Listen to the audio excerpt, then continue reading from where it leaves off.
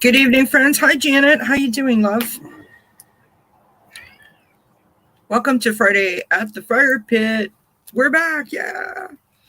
Finally, the weather has turned really lovely here. We had 2 frost warnings this past week, and but tonight we're good. It's a perfect temperature, I think. The fire is going. We have the fire safety program behind us, which is the hose with the water running just in case. Rosie is here. She's on the other side of the computer with Daddy. And Austin, as you can hear, is at the door crying his face off because he wants to come outside and be with everybody. However, he doesn't like the fire, so that's a problem. So, we're here. You guys get to see the backyard in the daylight. And I'm glad that you're doing well, Gina. It's good to actually be able to chat with you. So I've got my cards. I'm ready for just about anything. Oh, you just got back from Edisto Beach. Nice. Hopefully you had a good time. Do you guys want to see Rosie? Stop. Maybe Daddy could bring Rosie over and you guys could see her for a moment. She wants to run around the backyard and it's too dangerous with the fire. But here, you guys can have a quick boo. So earlier today, she ran out. There she is. Say hi, Daddy. Hi, Rosie. Earlier today, she ran down the side of the house, and we haven't quite fixed up the side of the house yet. And she was filled with burrs, so I had to spend like 40 minutes trying to comb those out of her. That's what you want now. Thank you. She's never seen a fire before, so that's the fire going. Yeah. She's not happy about having to stay stationary. She wants to have the run of the backyard. And Austin is in the house crying his face off, as I said.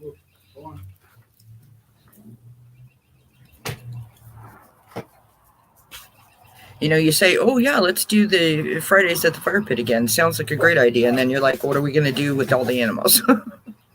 Anyway,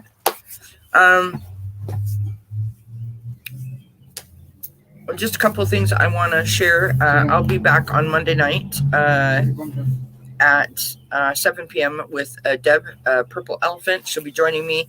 And we're going to be doing a discussion about communication as a lost form of art. So I hope you guys can tune in. Hi, Ron. So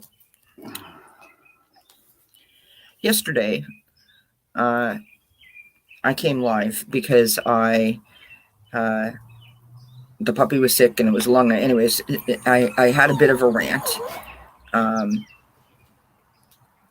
And I think that we'll cover some of the rant that I had when Deb comes, but it was just about, the hate that is out, that you'll find on social media about certain things. And like, I find it so toxic, and I find it very difficult to hold myself back from wanting to, sort of state my piece or say my piece. And my piece is just, we shouldn't be so judgmental. We should use the energy that we are seeing in these kinds of platforms and forums, to muster up like-minded causes and healthy and happy sort of things, right? Like, there's lots of things to get on board with and lots of things to talk about, clean drinking water, gun safety, voting rights. All of these kinds of things are so important. Anyway, that was what my rant was about. Hi, Akila. How you doing, love? Thank you for being here. Thanks, Ron. Okay, so this is what I thought we could do. I looked up some campfire stories. There used to be a campfire story that I used to I remember at day camp being told, and I tried to find it and I couldn't find it. But what I did find was some jokes about that you tell around the campfire, and some of them are cute. Some of them are cute. So here's one. Why didn't the elephant need a backpack for his hiking trip? Why didn't the elephant need a backpack for his hiking trip?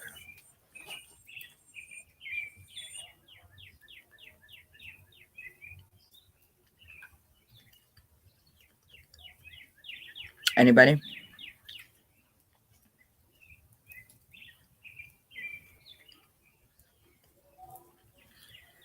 Because he kept everything in his trunk. Hey. If you're not going to be, you're going to go inside. Hi, Kiba. Hi, Joyce. That was an excellent answer because, yes, he has a trunk. Exactly.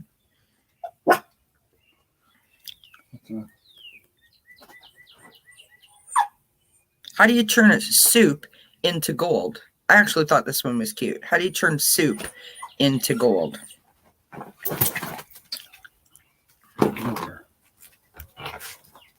Whoops. You're going to go inside if you don't smarten up. So.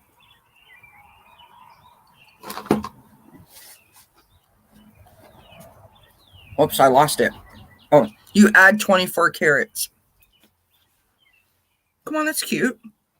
How do you turn soup into gold? Add 24 carats.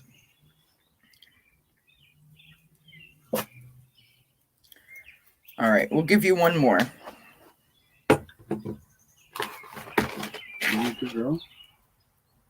Okay. How do you stay warm in a tent at night? How do you stay warm in a tent at night?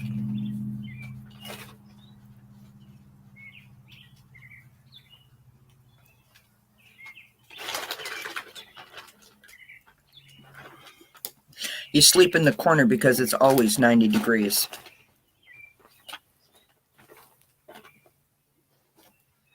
That was a good one. I won't bore you anymore with my campfire story. Hey, I didn't write them. I just read them.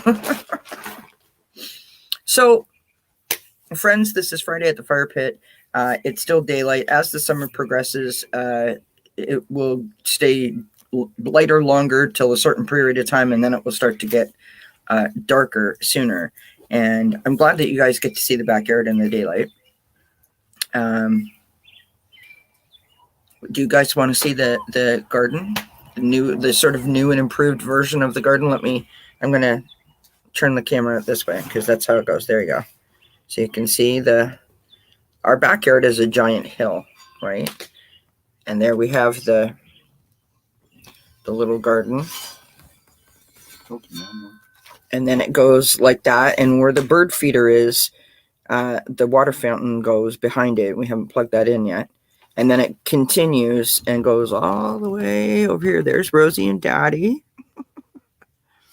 Right? And then if I turn it around this way, only because I can't twist my wrist this way. So this is the patio and the house, right? See? Patio, house, barbecue, shed. There you go. There's lots of lovely, beautiful trees around us in the summertime. In the wintertime, it looks nothing like this. In the summertime, it's beautiful. And it's really quiet here tonight. So fingers crossed it stays that way. And we don't have any fireworks or any kind of craziness like that going on.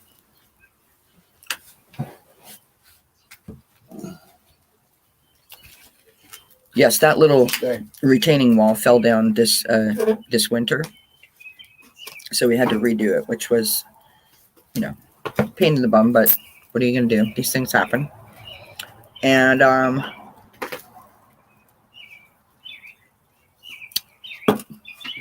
that's it. You guys got any questions, whether it be for me or about, cards, or what do you guys want to talk about? I'm here for it. Or do you just want to sit and stare at the fire? We can do that too. We got a good shot of it. Let me see if I can. Bear with me. Sorry. There. We could just sit and stare at the fire.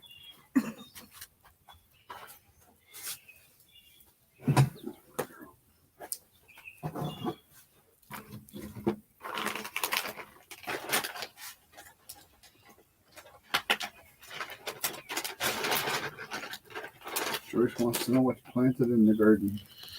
Oh, what's planted in the garden? Okay, so we have cedar trees, a lilac tree, a autumn joy spirea. Autumn joy spirea, I believe it's called. We have an ornamental grass. We have two miniature Alberta spruce trees. And we have some hostas. We have some sedums. We have a dwarf weeping mulberry bush. We have a wigelia tree. We have some geraniums, some salvia, and what are those? Delhighs or something of that nature. I can't quite pronounce it, but something like that. Hi, Paisley. Yes, it's fire pit time. Hi, Jan's free. Hi, Sylvia. Oh, thank you, my friend. Appreciate that. Do I read flames or smoke? No, I don't. Maybe I should. It's really interesting, actually.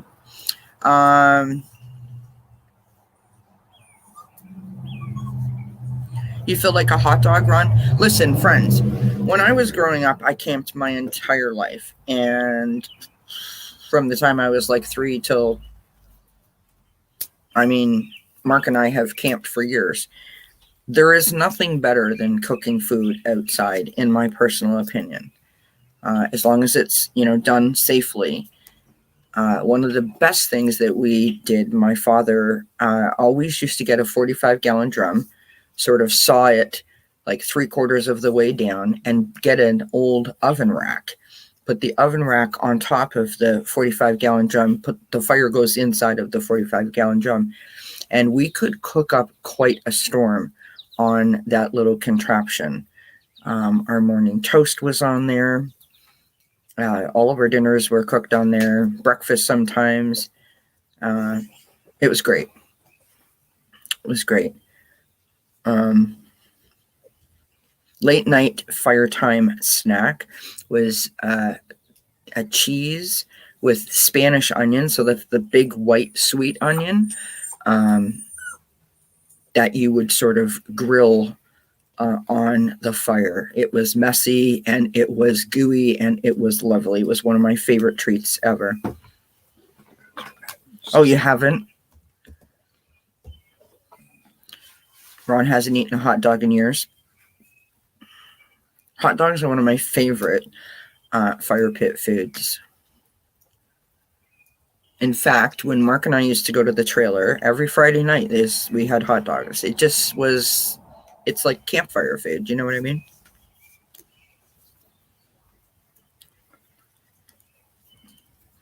Chili cheese hot dog, yum. Yummers. So yeah. So Rosie is out here with Daddy on the other side of from where I'm sitting. The bugs are out. The mosquitoes are here. The black flies are here.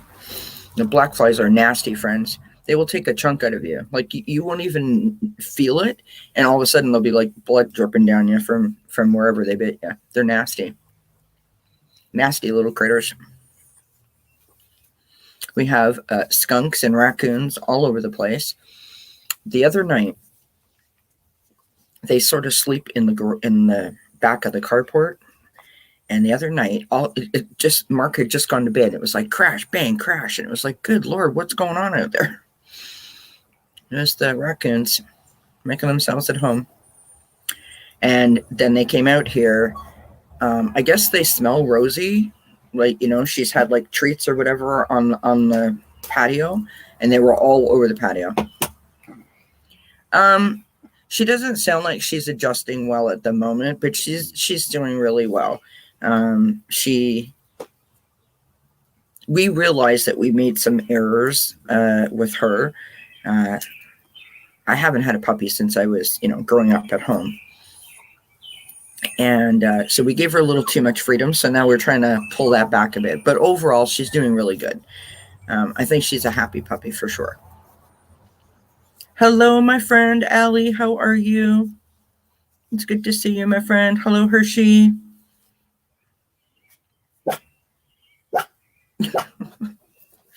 What are you barking at? Do you just want people to know you're here? She's not happy because she's got her vest and her leash on, and so she can't like run around because the fire is there. So she's not happy about that. She's sitting up, going, "What is it? What is it?" Yeah, she's saying hello. She wants to do a Rosie reading. Whoop! You're gonna choke yourself. You don't have a lot of leash there, sweetheart. Sit. She loves being outside, you guys. It is her favorite thing to do. So, oh yeah, she's irate for sure.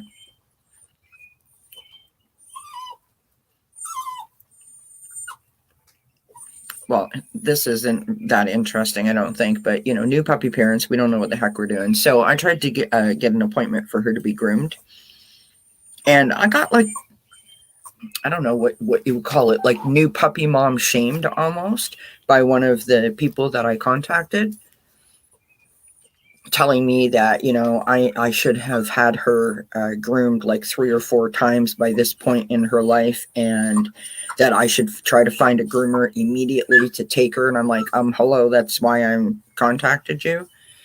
And that if I was desperate, she doesn't have any openings till June, and then there was paperwork to fill out. And I thought, oh, for God's sake, I'm just trying to get my dog cut. You know what I mean? And why I thought it was judgmental was because you don't know the story. I literally just said, we've just got a new puppy. She's 4 and a bit months old, and she needs to be groomed. Contact me and let me know what are the next steps. And that was the response I got back. And I was like, well, you don't know her story. You don't know when I got her. You don't know what her situation was. I don't know what her situation was before we got her. I only know the little bit that I was told, and I thought it was a little presumptuous, I guess is the best way to put it. So anyway, I decided to buy a grooming kit. I contacted about 6 people, and 2 people responded. One tried to shame me, and the other one said that it was $75 plus the 13% tax that we have, and here in Ontario, and then she would have to go back in 2 weeks because they need like a sort of introduction. Which I mean I get that, but I'm like, oh my, like she's like this big. What are you talking? Anyway, so I went on to Amazon. I bought myself a little trim kit and a pair of scissors, like a scissor kit, and I have trimmed her myself. And I thought I did a pretty good job. Okay. Yeah, exactly. Not the groomer for me, for sure. Oh, hi, Ellen. I hope you like the fire. Oh, really? Oh, sorry, Jan's Free. Rosie, you're making Jan's Free's chihuahuas. Listen. Do you have something that you want to say? She's doing the what? Hey? So she may not win any, beauty awards, but she's happy and she's comfortable, and I'm like, I don't feel comfortable sending my puppy to someone who has an attitude like that. And I thought, you're a groomer and you're booking in June, and that was like the first week in May. Surely you know the demand, obviously. So, really? Anyway, whatever. Oh, I did. I found a lovely video on YouTube. You know, it is amazing to me. There are so many talented people in this world that we don't give enough credit to for you know, their learned skills, if you will. And I found a bunch of videos on YouTube um, about dog grooming, and and that sort of rolls into like people that will rescue dogs and groom them, and it's amazing the work that they do, and they're so gentle. She doesn't like the blow dryer, so that's a bit of an issue. We gave her a bath last week, Yeah. was it? And she was just not happy at all. But we survived. That's the important bit. Hi, Pisces greeter. Ellen says, "Did you see the YouTube channel called The Girl with the Dogs? It's so funny." I don't know that I've seen that one. I think the one that I found it's called Pro Groomer or Groomer Pro or something like that. Listen, I've been watching all kinds of doggy channels. I've been watching George Zach, dog trainer. He literally went and got a puppy and sort of like films how he raises the puppy. He is a dog trainer, so that was a great experience, very informative. Has a cat and a dog, so that was interesting to get that perspective on the interactions. Because believe me, we need help in that department. That's a whole other story. And then I, found the groomers.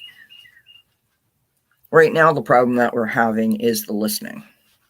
The listening is less than desirable, and so we need to figure that out. But we're working on it. We're working on it. There. Are you jealous of me and the fire pit? I love me a fire. I love the smell of fire, like in a fire pit, campfire. I mean, not regular fire. I love the vibe. It's one of my very favorite things to do ever. What's that, Linda? Border Nerd is a great channel. I'll definitely check that out. Thank you. I've been watching this lady. I don't remember what the heck it's called. The dog's name is Tucker. Tucker something. It's a golden retriever. Oh my god, I love that dog. So cute. Hi, Bims. Well, this is one of the reasons why I do this, because I know that, first of all, not everyone has a backyard. Not everyone has the ability to have a fire in their backyard.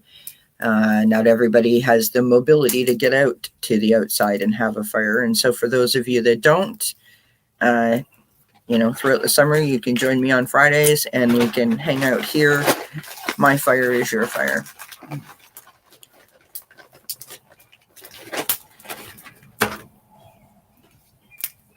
One night we're going to have to gather some food and cook some food in the fire. You know what's really good in the campfire? So you take like a white potato, but a big white potato, not a russet potato, but a white skinned potato. And you make thin slices all the way down at about, I don't know, maybe like 10 or 12 slices. So the potato's got to be relatively big, right? Make 10 or 12 slices. Of course, you wash it and all that good stuff. Make 10 or 12 slices, down it. And then you take butter, sliced onion. You can do chives. You can do, peppers, bacon bits, whatever you want. And you sort of sprinkle it in the potato as you kind of open it up, right?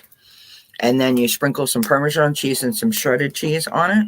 Wrap it up in tin foil and stick it in the fire, basically around the fire. It is so good, you guys. It's so good. It's sort of like a cross between a baked potato and a scalloped potato with the skin on, all in its own little package. It's yummers. And I won't go on because I'm going to make us all hungry. Hot dogs and s'mores. Yeah. Oh, you have that too? Ron, what? Sorry, I missed that. I have a fire pit too and a swing in my backyard. Love it. Oh, that's I would love that.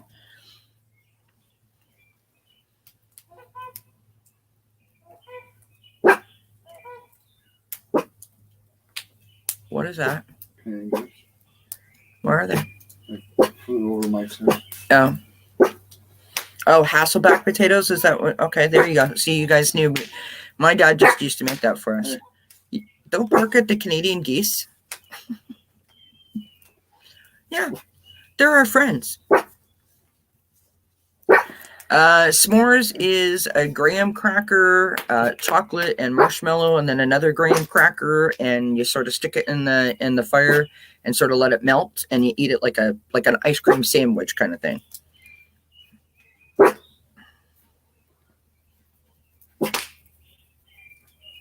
What? Okay. It's a goose. Relax. They don't mean you any harm. Killer over there sitting beside Daddy, all brave.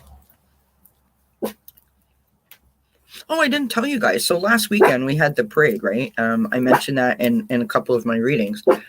And the next day was the soapbox derby, and Daddy took Rosie to the soapbox derby, and she did really great, didn't she, Daddy? She met a whole bunch of people and met a whole bunch of four-legged friends.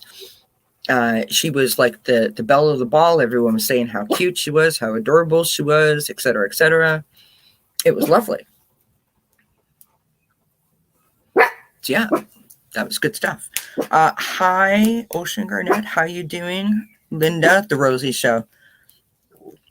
She's recently learned how to get up on the back of the couch, which is sort of sitting at the windowsill. I shared a picture with her in Austin like 10 minutes ago. Oh, did you? And she's just kind of chilling, there looking out the window. So that's what she does all day. And every time someone walks by, that's what you hear. Ruff, ruff, ruff, ruff, ruff. Yeah, I bet you could, Joyce. Bim says, I sit in the backyard with the dog quite a bit, trying to make friends with the crow. I really, really want to be friends with them. They have a nest in my backyard. Cool. Sit down. Very cool.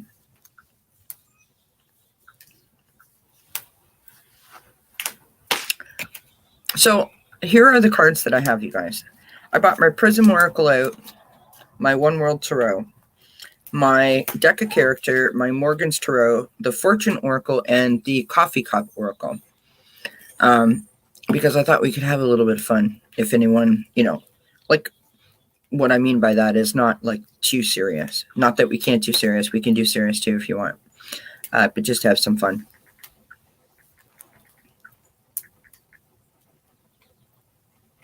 Smells so good. This is the first fire of the season. It's very exciting. Hi, Thomas. So, happy summer, everybody. I know it's not quite summer yet, but close enough. What are you doing? Putting pictures over? Oh. Those links that Mark's putting in are pictures of Rosie, by the way, if anyone's interested. Thank you, Ocean Garnett. So yeah, the house behind that tree is where my next door neighbor lives, that I told you. So I briefly shared this the other day. So she is our new next door neighbor. She moved in 2 years ago, and I literally only met her like a month ago. You guys know that I don't leave the house a whole lot, and I don't sit out on my front porch a whole lot during the daytime. I usually, if I go out there, it's like late at night when there's no one else around. And so she's not had an opportunity to see me. And it turns out that she met my husband and was talking to my husband, and he comes back and he says, apparently you know her. And I'm like, I know her? And anyways, long story short, she says to him that she thinks that she remembers me from kindergarten. I'm like, that's a long time ago. So that's enough. Rosie, that is enough. Thank you. Rosie, that's enough. Do you want to go inside with Daddy, or do you want to stay out here some more? Hey, excuse me. That was enough. So, sorry, friends. So, anyway, a couple of months after that, she met Mark again, and she gave him a picture to show me, which is us in grade 1 together. And I'm like, oh my God, there I am. Like, that's crazy. I don't remember her at all. Right? I have no idea. Blank. Anyway. What? So much for being it was a few years ago. So much for being intuitive, right? So anyway, so about a month ago, I'm outside and with Rosie. I was out on the front porch, see, because I'm making progress, friends, yay me. Anyway, out on the front porch with Rosie, waiting for Mark to come home. My husband drives up, and she goes crazy. So out we go to meet Mark. Mark is her person. And so my neighbor is now walking her dog towards me. I don't know it's my neighbor. And she stops. Mark says hi. I'm like, oh my God, you're the lady who lives next door who says that we went to kindergarten together. So I give her a hug. She hugs me back. We start chatting. My other next door neighbor, the one that lives on the other side of my house, is walking down the street. And she said, oh, look at you two. You're like the Bobbsey twins. And I'm like, what? I didn't even realize that the lady that lives there and the one that we went to school together is wearing the exact same shoes as me and the exact same track pants. The same color of track pants.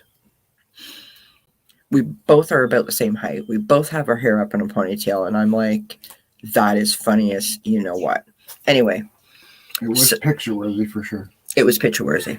So I just want you to know, these are the shoes that we were wearing. They're purple and they're plastic. They're from the dollar store. They're pretend Crocs. I wear them out in the garden. I didn't see the same pair. It was kind of crazy. Yeah. Like, how many people are walking around with purple dollar store plastic Crocs? And we just got on like a house on fire. And I think the sweetest part of that whole meeting was I owned up to the fact that I'm sorry, I don't remember much of anything. And she said to me that I don't even remember when our anniversary is, so you can't really be blamed for it. No. So then she said to me that the reason that she remembered me is she had just come from England and she had a really thick accent, and many kids made fun of her and weren't nice to her, and she remembers that I was always kind to her. I was like, I mean, friends, I'm almost 58. So it's like over 50 years ago, and she remembered that. To know that you had that kind of an impact on someone because you were kind, because you were just being yourself. One of those really beautiful, profound kind of moments that happened, and I don't think that we give them enough merit, right? We don't celebrate those moments enough, because we've all had those kind of moments, I'm sure, at one point or another. And it says an awful lot about her that she took that in and remembered it. You know what I mean? So I look forward to the summer and getting to know her better, or like reacquainting ourselves. She has a cute little dog that's about the same size as Rosie. She's what he's and he's an older puppy. Yeah, he's like 12 or something. But Rosie just freaks out if she's out here and the puppy's out here. And she has a cat. So yeah. So that's just I mean, Friends, we live in a really small town, and we're about 3 hours away from where we went to school together. It's too bad they can't really see the house, because it is a very nice house. So the fact that we ended up living next door to each other, like 50 plus years later, is just insane. It's crazy. But anyway, the world is small, right? Hi, Eliza. Thank you. Yes, kindness is recalled. Absolutely. Hi, Cardamancy. How you doing, love?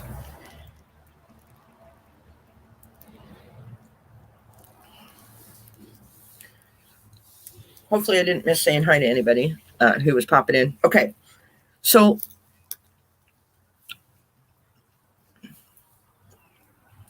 I was going to say something now. Hi, Shelby Lisa. Oh, it's raining there where you are?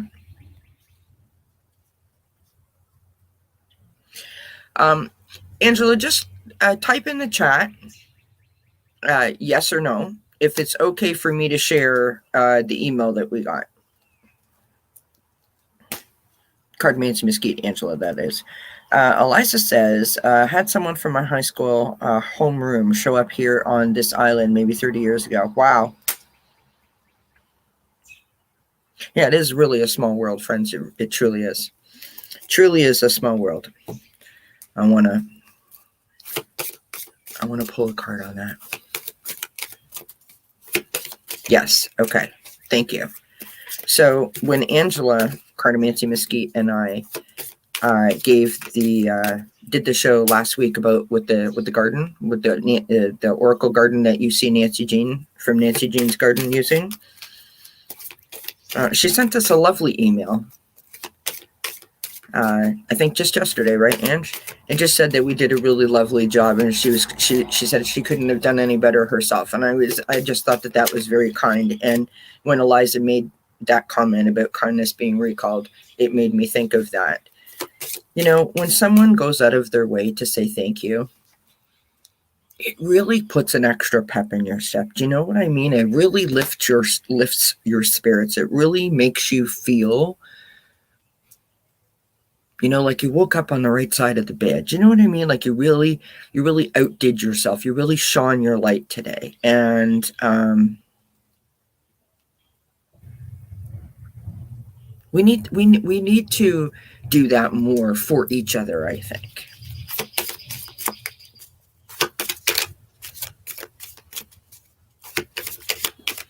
Bim says, seems like every person that I meet is awesome. My husband says that I make people feel welcome and that not everyone is usually sweet. That is very true. And good for you for making people feel that way. Ocean Garnet, Shelby Lee said, sweet. What did you name your new kitty? Oh, you got a new kitty?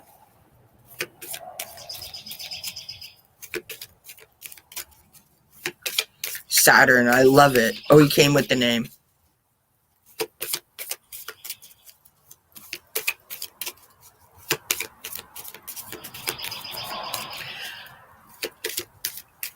Well, that's totally understandable, Eliza. I mean, if you know, if someone is pushing your buttons, then you should want to speak up for yourself.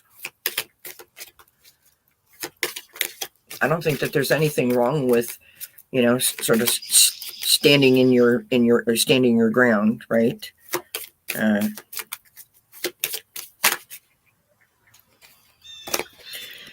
So this is interesting. The card that came out is Cleanse. And what's interesting to me about the cleanse is that I think that if we offered more kindness, if we came from a place of kindness, if we went out of our way to be kind rather than judgmental, or not say anything, it is a great way to relieve not only our own stress, but just sort of I'm trying to think of something like bridge the gap. Do you know what I mean? Like to bridge the gap to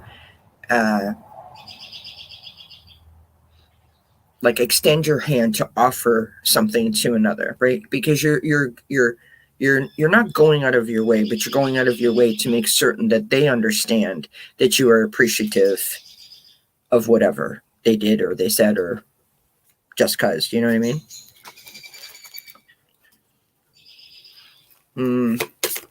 My mama was a Scorpio. Oh, that's so good, Shelby, that your dog is okay. And I love the name Stella. That's so cute. That was one of the names I wanted for Rosie. Remember that? And you were like, no. Mm-hmm. I actually wanted to call her Hazel. I thought Hazel was adorable. I still think Hazel is adorable. But she totally looks like a Rosie. Look at that. We've got love. Because that's what kindness does, right? Kindness brings us love. It makes us feel loved. It gives another person love. You know, I say all the time about the chat. You know, just saying hello to someone in a chat can literally change their whole day, can change their week, can change their month, can change their life in certain circumstances. So it's important. It's really important that we try to think of others before we think of ourselves, right?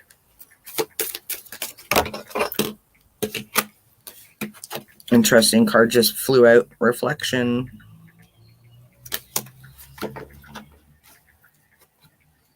Reflection. Saturn and Stella makes me think of Stella Luna. What's Stella Luna? Ocean Garnet. Did you see that Saturn has more moons than Jupiter? That's cute. That's cute, Bims. It's kind of like when you used to get in trouble as a little kid. I don't know about you guys, but if you were in big trouble at my house, you got your first name and your middle name called to you.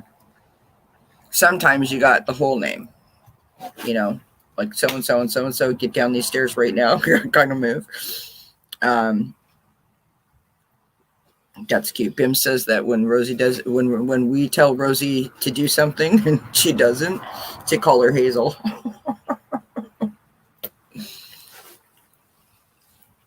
You okay? Hey, Hazel. No, she didn't like nothing. Rosie?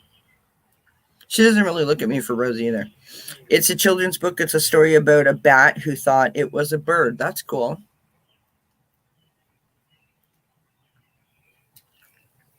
That's cool.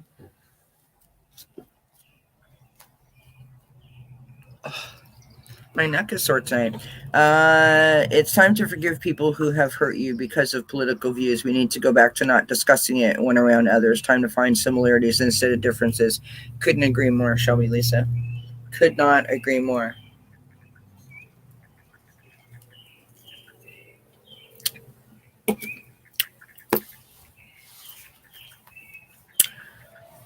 It is, in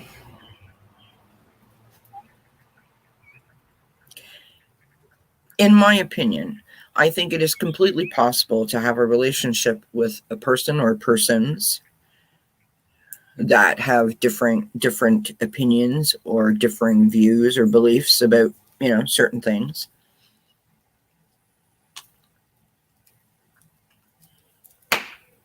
As long as you are not made to feel like you're not allowed to say how you feel, as long as it is a sort of understanding that is reached, you know, amicably between the parties, that you have these differing views, but that you don't pass judgment.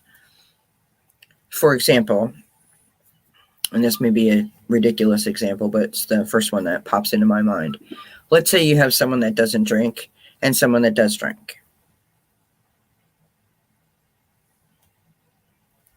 Or you have a smoker and a non-smoker. Maybe you have a dog person and someone who doesn't like dogs or whatever. You have to be able to come, you know, to an understanding between the parties that this is something, and I mean, to me, I don't mean to reduce it to the ridiculous, but to me, it is no different than I like baseball and you like soccer kind of idea, right? There needs to be room for all people to, you know, do what they want to do. I think the problem that we have in this climate is that there is so much, there's so much hate and viciousness behind it. There is no conversation. It's just yelling and shouting and you know, well, so and so did this, yeah, but Bob did that. Well, Fred did this, but Sally did that. Like we don't achieve anything. We never get a result. It's not like you're having a conversation with someone where you're asking a question and they're giving you their answer, and you are able to learn, take in the information, and sort of come to a conclusion on your own. None of this in the last so many years has been presented in that way to us. It is just, it's this way or F you. And that doesn't really get you very far. You know what I mean? And I for one, I don't, okay, that's enough. Sorry. I don't excel in an environment where people try to stifle me. I don't know about you all. Hi, Jay. Jay is going to be here along with Ron on the next Fire Pit, June the 9th at 8 p.m., I believe. I will, of course, put that notice up, but they will be here joining me on the next Fire Pit. So we look forward to that. Mark, you need to stop, Rosie. I don't know why you're stressing out, sweetheart. Yeah. She wants to run around and she can't because of the fire. It's too dangerous. Too dangerous. Because she's a puppy and she doesn't listen. But do y'all know what I mean? Mm-hmm. I think that we need to make room for each other, and unfortunately, especially where the political stuff is concerned, it is so fueled up right now that it's difficult to have a conversation. I mean, believe it or not, I don't live in the States, and I have family members here in Canada that I can't even have a conversation with about it because they are literally like, he's the best thing that ever happened. Stay. And I'm like, okay. I don't engage in that kind of conversation. I will walk away from it. There are times when I will play sort of devil's advocate, if you will, where I will push back if I think it necessary, but I don't do it in a way to provoke an argument, or I do it in a way to provoke a conversation. It's a skill that I learned a long time ago when I used to work in the group home for special needs individuals. So that's kind of what I do. Where you sort of ask someone a question or answer a question with a question to make them come up with their own conclusion. You're just sort of giving them little breadcrumbs to lead them to a place of a more open, broader kind of understanding, or at least allowing them to arrive on the threshold of a different perspective. All right, Rosie, that's it.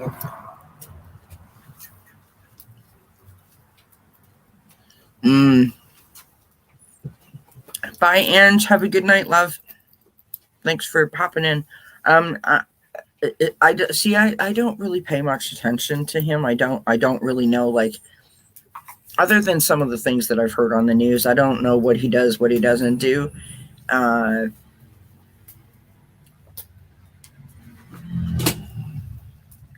bad is he? How bad is he not? You know what I mean?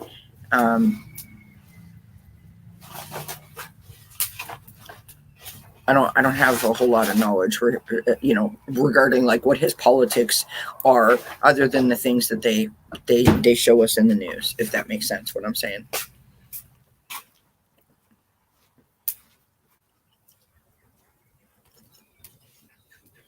Oh, we're getting more wood.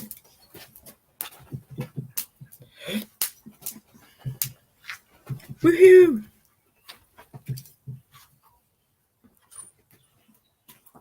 But again, I wish that we could take some of this hatred and use it to force positive change, rather than create more division. I was saying that I had a rant yesterday Oh, my signal just went. Whoops. Sorry, friends. The signal just dropped down. I don't know why.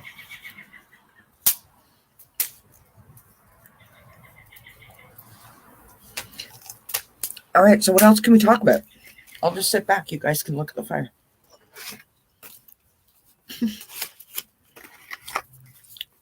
I could throw my baton.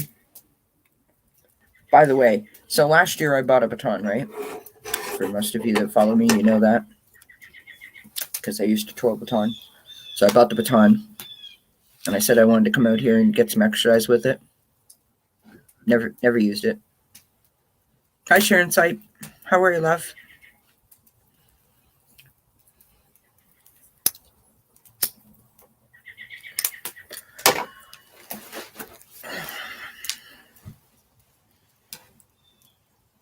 Look at that beautiful fire. Isn't it gorgeous?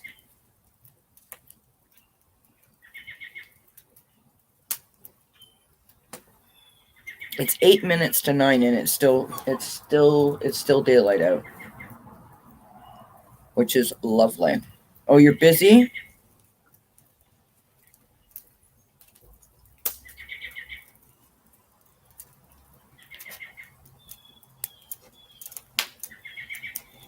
I think everyone's just like staring at the fire. Nobody's saying anything.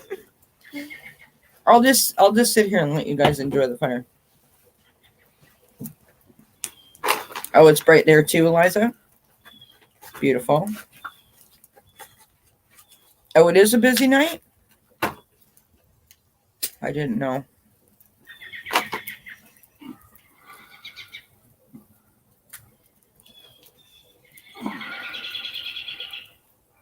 You guys can hear all the birdies. It's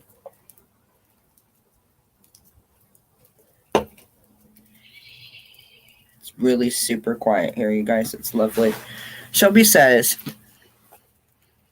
I live in Florida. One of the people in my house identify as transgender. Every time they leave the house, I pray that they return home safe. Living here is scary. Oh my God, that's awful.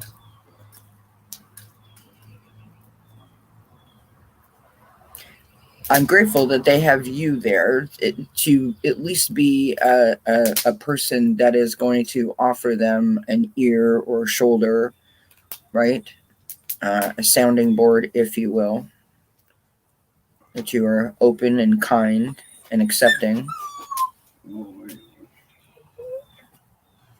It's starting to get dark there, Ron.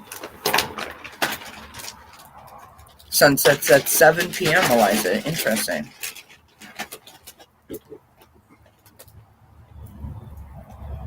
I think we can go as late as like maybe like 9:15. Right? Wouldn't you say about 9:15? Something like that.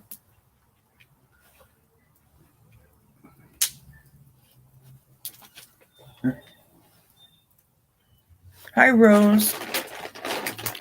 You're not late. You're just on time. We're just sitting here watching the fire. Pretty uneventful. See the Canadian flag over there? See it? Right there? Hanging off of the house next door. What kind of wood are you burning, or have you already said? No, I have not said. What kind of wood are we burning? It's hardwood. No, it's not hardwood. It's softwood. If it was hardwood, it'd be cracking. Hardwood meaning like it's a log. That's what I meant. We actually didn't. We bought it from, like, you can buy them from the gas stations here or whatever, where they sell them in a bag, already chopped up and ready to go. Usually, we would just, collect the twigs. There's a giant log over there. You guys can see it that we need to chop up to put in the fire, but we had this left over from last year, from one of our fire pits last year.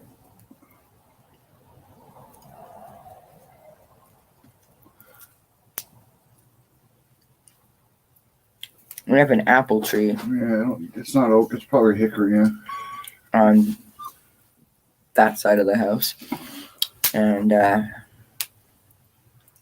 it's been lovely, like all the blossoms and everything. It's just been beautiful. Oh, I know. You're being such a good girl. Absolutely, Shelby. I said that's great.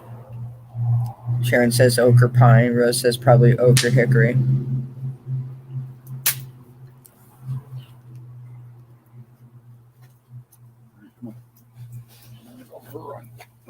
I just know it smells good, that's all.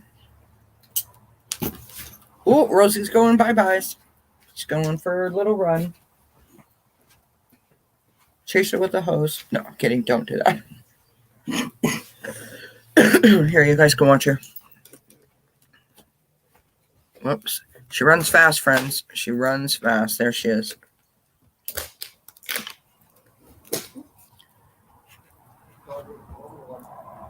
What's that?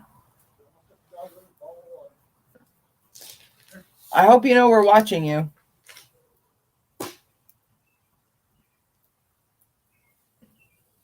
There's a dog that lives up at the top of the hill. Hold on, I'm trying to move this around here. There's a dog that lives up there, and that's where she's trying to go.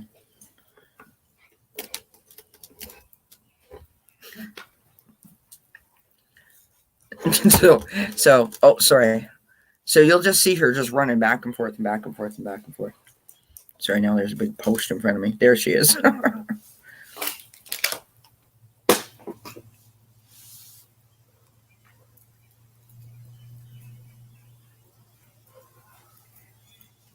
Oh, thank you, Shelby, Lisa. About the nice garden part. Come on. Come on. Come on. Let's go. Come on. Let's go. Dig it. Dig it.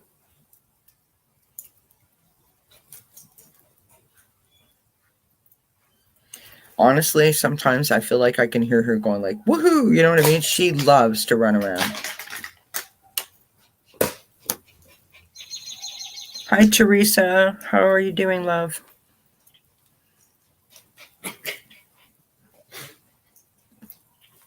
So yeah, you guys got any questions? Ask me some questions. Anything you want to know? I'm an open book. You guys know that. You want me to do some readings? I got cards.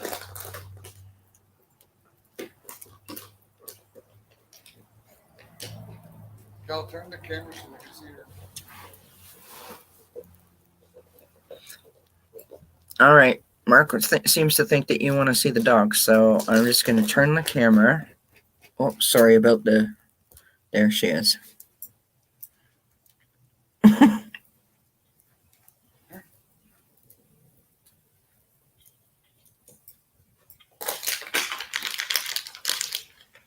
She's chasing a bottle of water that's got some water in it. She loves the crinkly of the plastic.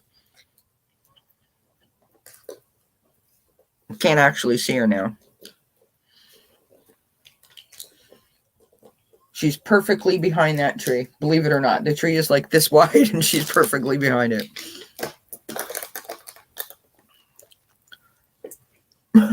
She's like, no, I like my spot better. Woohoo!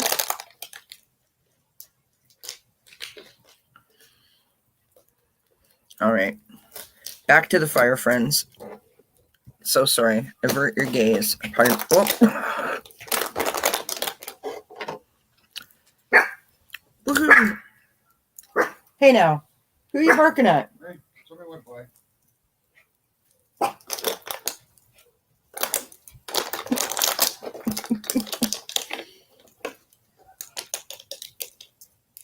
And it's only got about a third of water in it. It's not a lot. I know.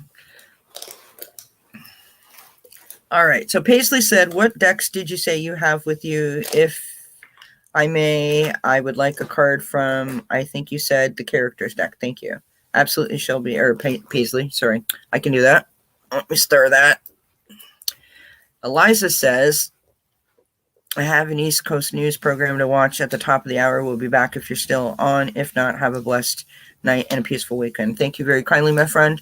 I hope that you enjoy your weekend as well.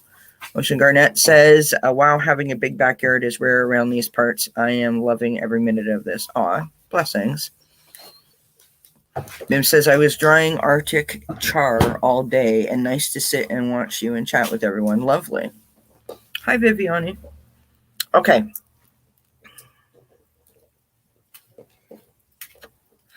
And Rose is having a blast. Rosie is also having a blast.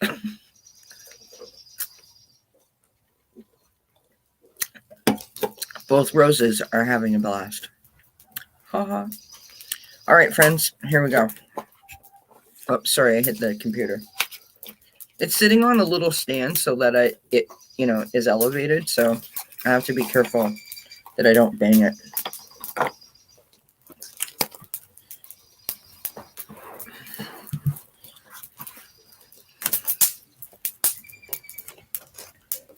Now, hopefully I don't throw the cards all over the place.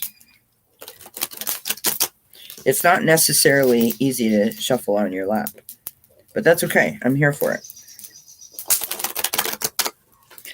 All right, so Paisley would like... Do you want just like a general kind of reading kind of thing, Paisley? Or is there like a specific... You just want me to see what I get? I really like the deck of character.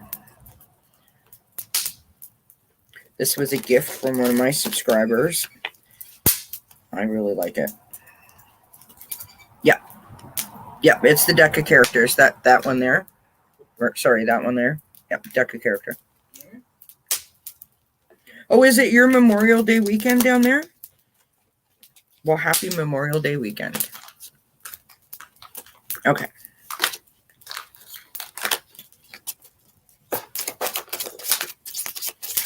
All right, let's ask Spirit what Paisley needs to know for this weekend. This Paisley. You have it too, Ron? I really like it. Right? The lounge chair?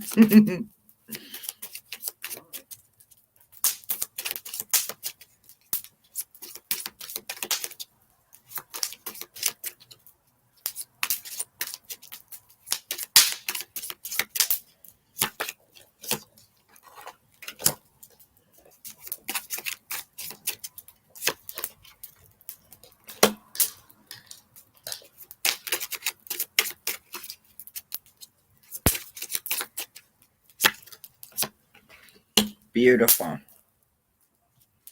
Okay. So,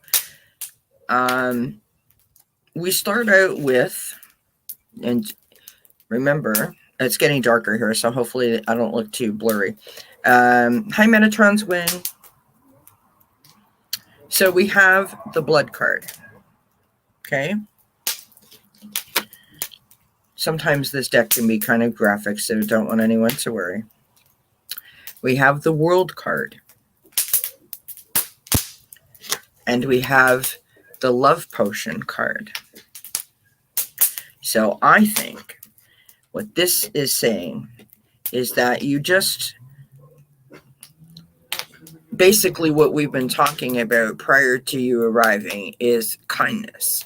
We want kindness to be the way forward.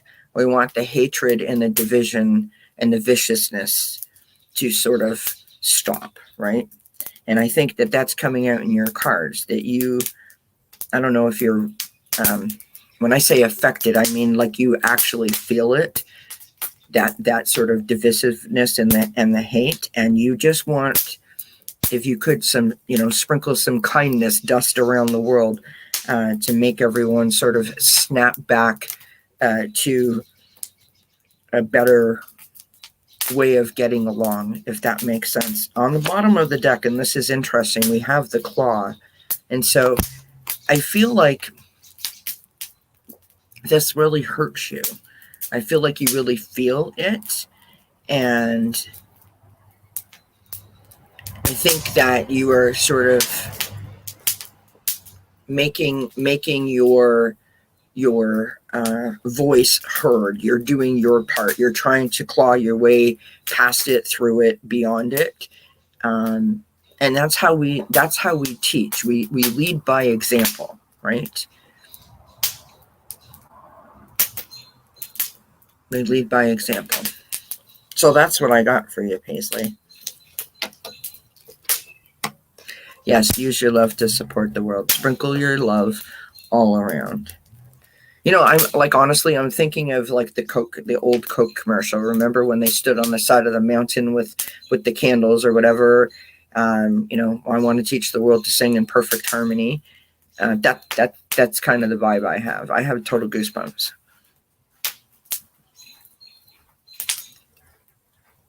Donations by blackmail. That's awful. Yeah, that's what I got for you, Paisley. So I hope that resonates. Hope that makes sense. Anybody else want one? Let me know. Oh, get out of there, Rosie. Please do not go there again. Oh my gosh, you guys, earlier today, as I was saying, she went down the side of the house, and we haven't really done much with that. There, now she's just going nuts. Look at her.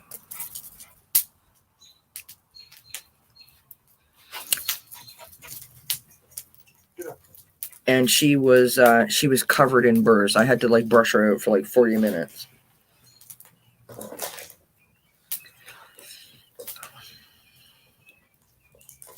Yeah, no, it's not easy. But here's the thing, you can't, you know, I don't mean can't.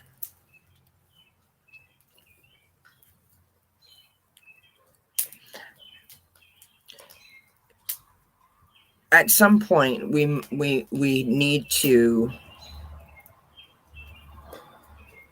sit ourselves down and sort of check in with ourselves.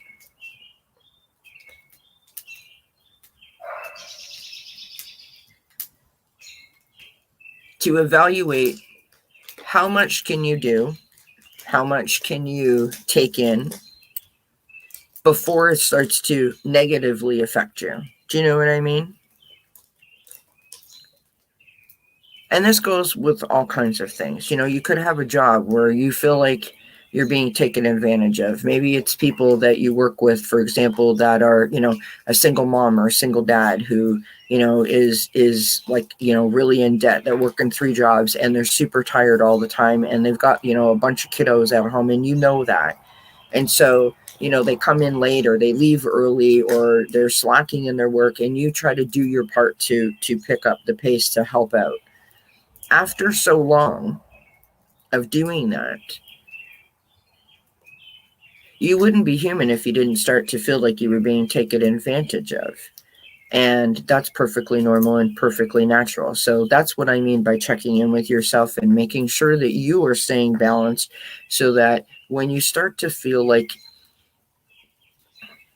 it's starting to upset you, that you need to sort of take a step back, and just make sure that you're okay. Do you know what I mean? So that you can continue to do what you're meant to do, continue to do what you want to do, right? If that makes sense. Paisley says mine is seeing the younger ones going through the same thing I went through and fought to change. 150% correct, Paisley. I mean, you know, I think to myself that, like, if my grandparents were alive, for example, what would they think? Even my mom and my dad, like, what would they say? There are parts of me that even, I mean, I'm going to be 58, and there's parts of me that are like, what the hell happened to us? Do you understand what I mean? And so,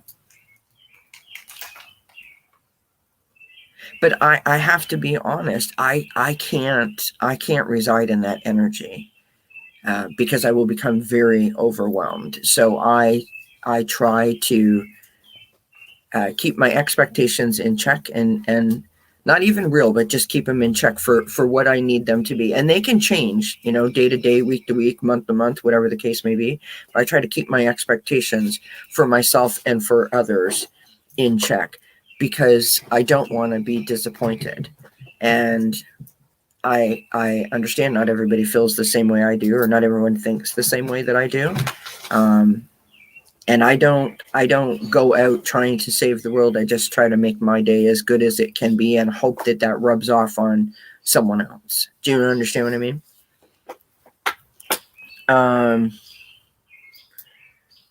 Oh, hi, Chrissy. How you doing, love? You guys are talking about what's going on in Florida. I mean, all I know about Ron, whatever his name is just why the hell would you think it was a good idea to take on Disney? I mean, it just. I mean, you're picking a fight with the wrong place. You know what I mean? When you consider that they provide so many jobs in that state, right? Not to mention the amount of tourism that comes into that state, that place. I don't even know where Disney is. I've never been, but you know what I'm saying. Brings into the community. Hotels, restaurants, supplies, RV parks, whatever the case may be. People renting houses, accommodations. It doesn't make sense. Just doesn't make sense. But it is what it is, right? And when I say that, I'm not trying to be dismissive, and I'm not trying to be not my problem. That is not a job for me to take on. Is kind of what I mean by that. I see nothing. It's a blank screen. Mark's trying to show me something. What? Okay. Yeah. Paisley says, I have seen many changes, but that just makes me think the rest should have been made too. Yeah. No, I agree. Absolutely. Oh, you've got a new space? Very nice. Your own room now. Lovely. Wow. $1 billion in taxes. So, here's the thought, friends, since we're here. I mentioned this yesterday, and so I hope that I'm not repeating myself. But this is something that I think that, sorry about all the noise. This is something that I think that my friend Chrissy, because she loves doing tarot, like mysteries and stuff like that, so she might be able to sink her teeth into something like this.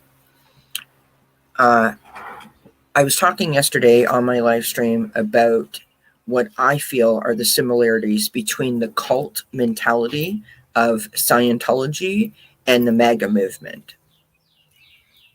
And I would be totally down, Chrissy, to do a show sort of diving into some of that. Email me. We'll figure it out. Metatron's Wing says, how many thousands of people go through there every day, not to mention hotels nearby, etc. Disney runs Florida. Yeah. I mean, and that's the point, right? Like the people going down in RVs, the gas stations, right? People selling, snacks and stuff, apparel and clothing and whatever. It's nuts. Yeah, Mickey Mouse says Mighty Mouse in disguise. I love it. Yeah, we should totally do it, Chrissy. I find that the if you understand what I mean, like the cult mentality is very similar to Scientology.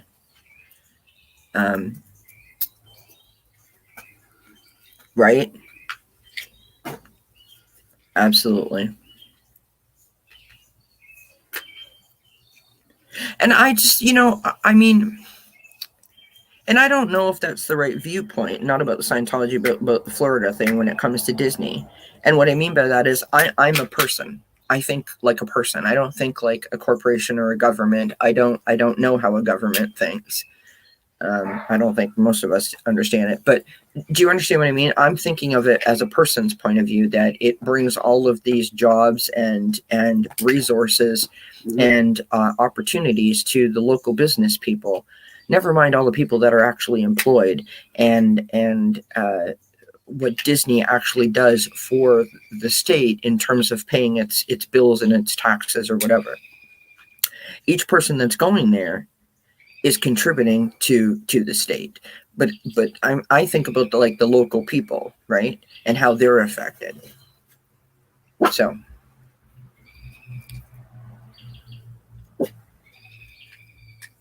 Oh, you're so sweet, Shelby.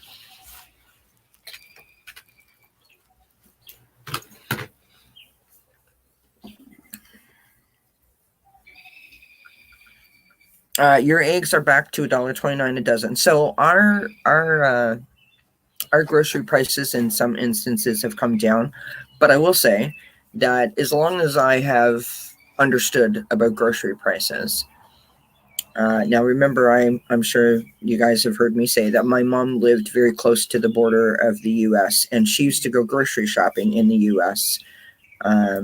Pretty much once a month for years, and she has always kept me abreast of what's more expensive in the States versus what's more expensive in Canada. You guys definitely have like more variety than we do. Like, I don't know, cereal, for example. There's like 8,000 different kinds of cereal, and here there's only 3,000, for example. Not that it matters, because I don't think you need 8,000 brands of cereal, but you get my point, right? We don't. Our food prices are okay, but they're not great. And some of the things will never come down. Milk's always been like half there this year. Yeah, like your milk is at least half the price of ours. A gallon of milk. Well, first of all, we don't have a gallon. It's a liter, which is more than a gallon, and it's in bags. And you guys go by the jug, but that's neither here nor there. For us, a bag of 2% milk is $5.29 average in Ontario. Add 13% tax to that. Don't forget. Now, how much is a gallon of milk in the U.S.? What are you paying at the pump for gas? $1.50. And it's how many liters to a gallon? 4.6 liters to a gallon. So how many? It's about $7, right? Between $6 and $7 a gallon here. $3.69.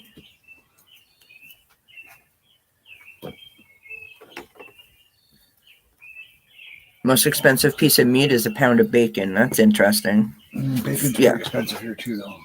Yeah, bacon is expensive here. $8.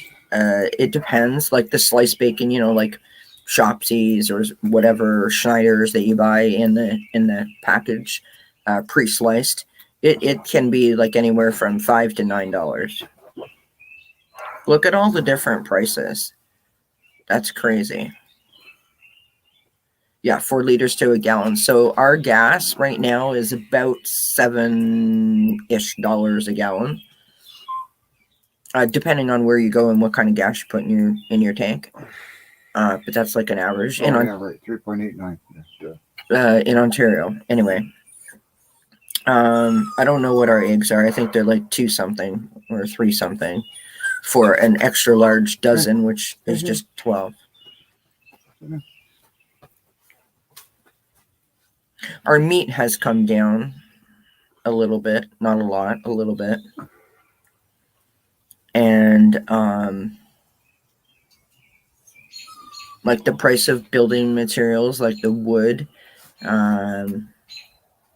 like your fencing or your deck boards or stuff like that. 2x4s is a common 2x4s. Okay, so just to put in perspective, when we bought this house and we did our renos, it was about $2 a stick, we'll say. Yeah. At the height of COVID, it was $12 a stick. Right, and now it's about $8. Yeah. So some of our building supplies are starting to come down, and I don't know if that's being felt everywhere, but as Mark was just saying, I don't know if you heard him, when we bought this house, it's fixer-upper, right? When we first bought this house, we moved in, the 2x4 was like $2 and change. At the height of COVID, it was like $12 and change, and now it's about like 8, 7, 8, something like that. Right. So Ocean Garnet, 1 gallon of 2% milk is $4.99 here in San Diego. Yeah, I've seen that, Shelby Lisa. Definitely the vegetarian substitutes are definitely more expensive. That's like when organic stuff came out. It's like triple the amount of money, and it's like, why? It doesn't even make sense.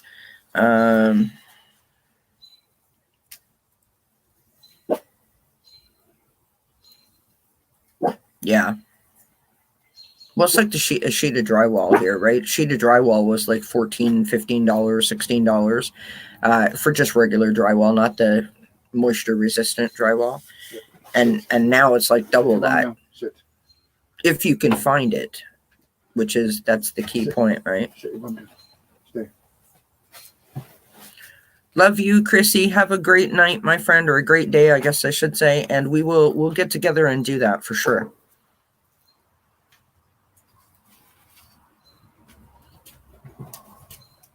Yeah, we're seeing that. We're seeing that as well, Paisley. Wow. Costco gas in Alberta is $1.37.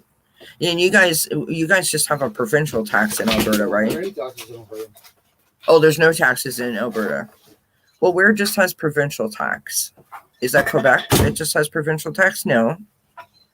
You paid $14 a sheet there for drywall? See, for us here in Ontario, I mean, and it's not the same all across Canada, which makes absolutely no sense whatsoever. We pay 13%. They call it HST. There's freaking different initials for all of it, but it's 13% added on to 90% of what you buy. So that price adds up. Like in the Maritime provinces, in New Brunswick and Nova Scotia and PEI, it's 15%.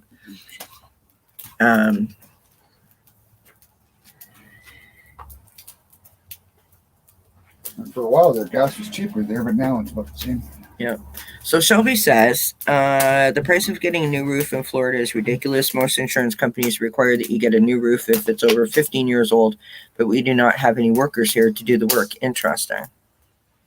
Now, can you go to places like Home Depot, for example, or like a Lowe's, buy the shingles or whatever from them and have them do the install? Can you guys do that? We can do that here. So what I mean by that is if you can't find someone to install it yourself, if you go through that, the big box stores, they usually have like teams of people that subcontract for them. Oh, they have GST in Alberta. You have GST in Alberta, which is like... I knew it was one of them. Yeah, I figured that. I thought that's what they had. And what about you, Ron? Yours is... You have a... They're fairly high in Quebec, I thought. You have a provincial tax and a GST, right? If I'm not mistaken.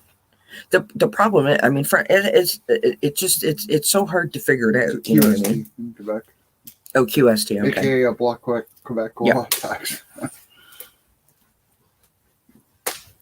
Wow, that's crazy. And that's the difficult part, right? Can you turn that light on? Maybe.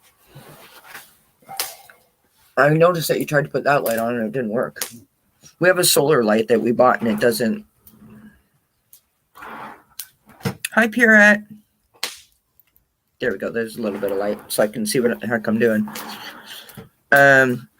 In Florida, most construction workers were immigrants, and Satan pretty much scared them away with his bill. So building of anything comes to a halt. Wow.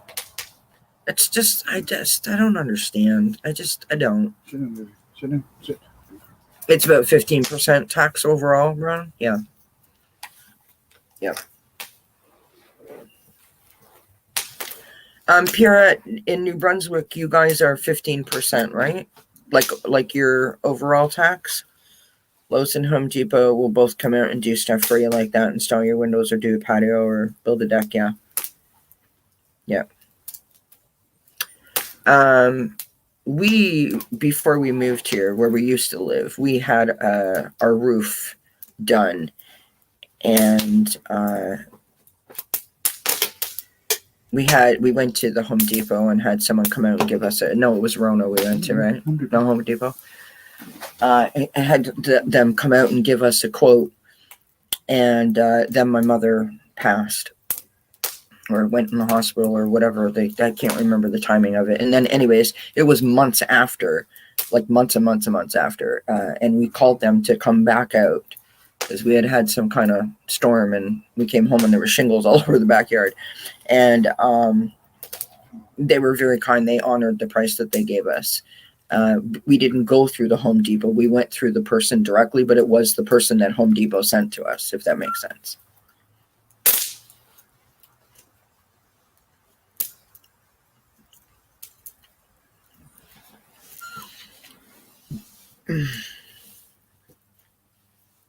You did the roof too, Ron? Well, here's the funny part about that, right? So we would go to visit my mom, and Mark would do my mom's roof, the roof for the next door neighbor, and the roof of the neighbor behind my mom. Blow out the eaves trough, rake off the snow, etc.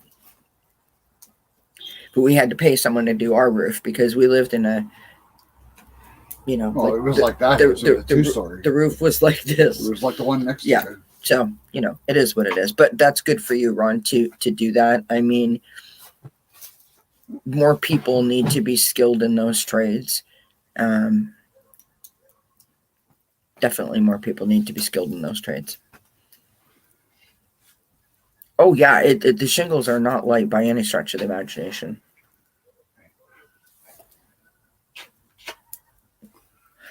If it's because I can go in.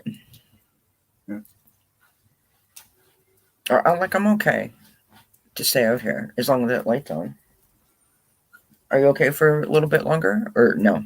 I can go in. You can stay out here. Yeah, I gotta take her in. So. Okay. All right. I'm going to stay out here for a little bit longer with you guys. Mark's going to go inside with Rosie. Normally, I don't stay out here at night by myself because we have too many skunks and too many raccoons. I know, I'd feel better if this light was on. But it doesn't seem to want to work. Good job to add to the list.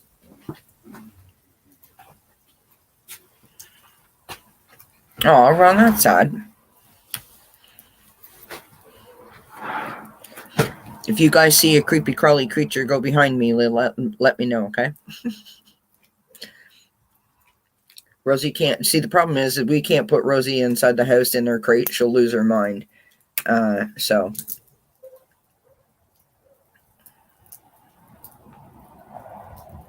it's okay. We're all together. I'm not alone.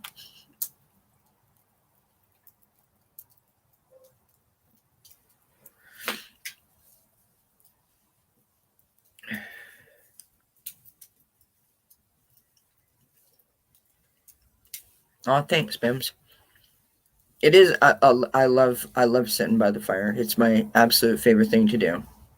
See, where I came from before we moved here, we couldn't have a fire there.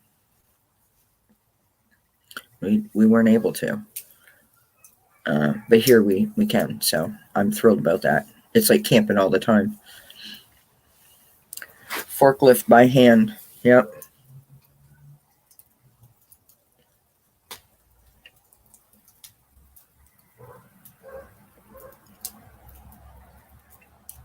There's a lot to be said for being able to recreate something, right? No matter how you recreate it, whether it's you take a piece of furniture and you refinish it, or you reupholster something. Maybe you take an old shirt and change it into a pillow. Or you take curtains and change it into something, and a table runner.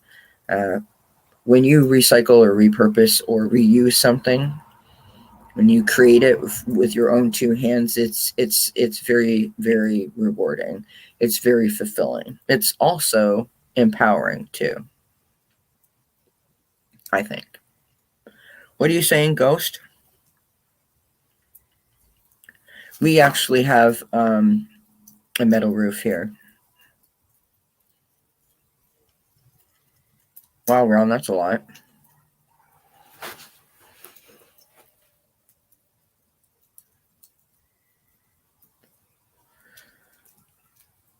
We have a metal roof here, and I'm thrilled that we have a metal roof because we don't have to deal with any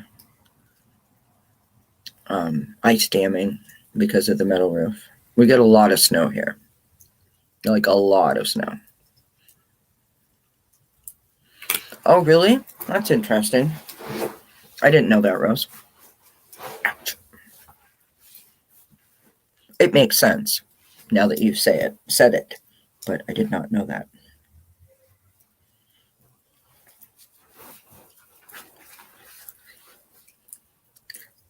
No, we've had problems with raccoons and skunks. Oh my God, you guys.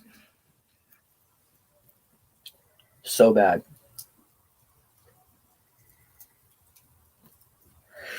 Like, bad. Like, they're bold. Like, they'll come right through the screen. I shouldn't say that because I'll freak myself out.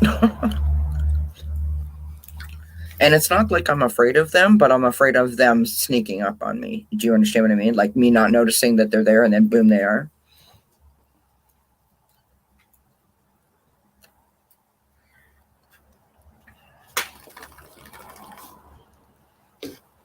Oops, sorry, I keep hitting the. Yeah, not funny, Mark. Well, like for example, when we moved here, right? And this is no different than, when you guys watch Ron, you see the Murphy bed behind him that he built. So you come up with the idea, right? When we moved here, it was a very fast turnaround. And Mark can tell you this. This isn't a lie. I literally, on the day of the home inspection, I came and I sat out here in this backyard with grass like 3 feet high on a broken down picnic table, and I asked the real estate agent for some paper, and I drew out what I thought we could do to this house, how we could change the layout to make it more conducive to our lifestyle. And to see that actually transpire, we did like 85% of the work ourselves. Obviously, we had an electrician in to do all the wiring. We had a plumber in to do, the big plumbing work. We had some help with the kitchen, but mostly we the drywall and the taking down walls and the putting up others. And, we did, and we had someone install a patio door for us. We did most of the work ourselves. And to see that come together, that the plans that I wrote down on a piece of paper actually is now the house that I live in, is it's very like fulfilling in a way that I can't really articulate. It's beautiful. Oh, Rose, last year I was on the phone. I was sitting back there in my office, right? Because that's where the patio door is. And I was sitting in my chair, and I just happened to swing around just as a raccoon was literally like nose to the screen. Didn't give two craps that there was cats there. Oh my God, I've seen that too. I'd freak out. The other day, oh my God, I seen a video where a coyote used the doggy door. But it was a cat door, actually. And the cat freaked the coyote out, and actually, like, the coyote left. It was inside the people's house.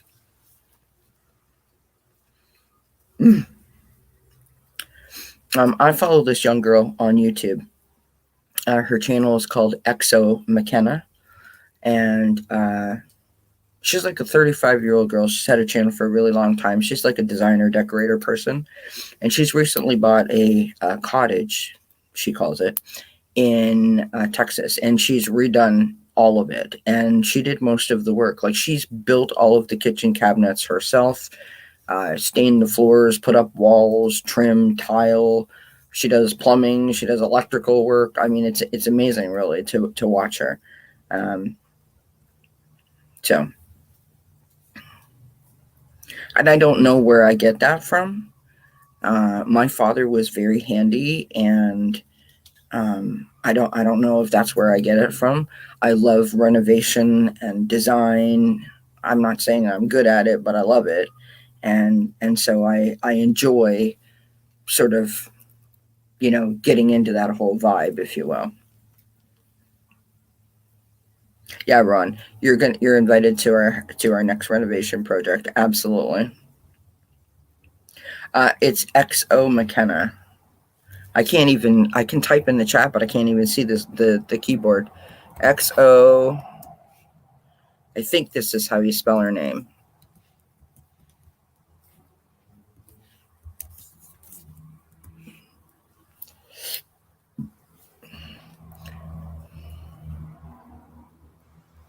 Hi, Kay. Um,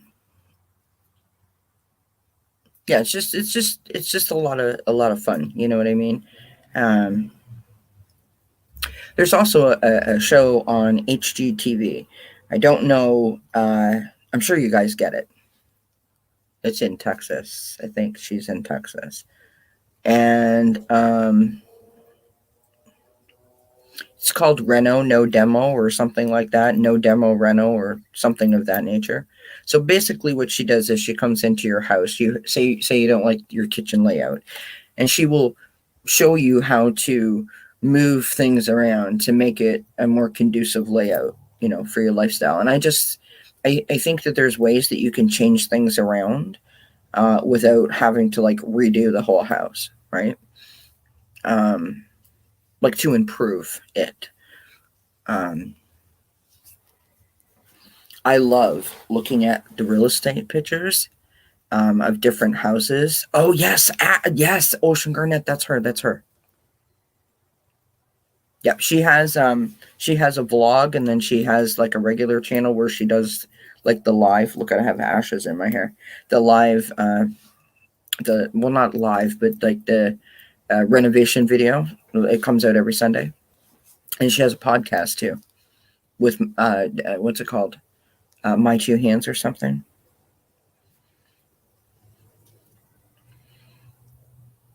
And I mean, she's so sweet, she's so positive, and she's so talented. I love the fact that she is like, not afraid to take on anything, right?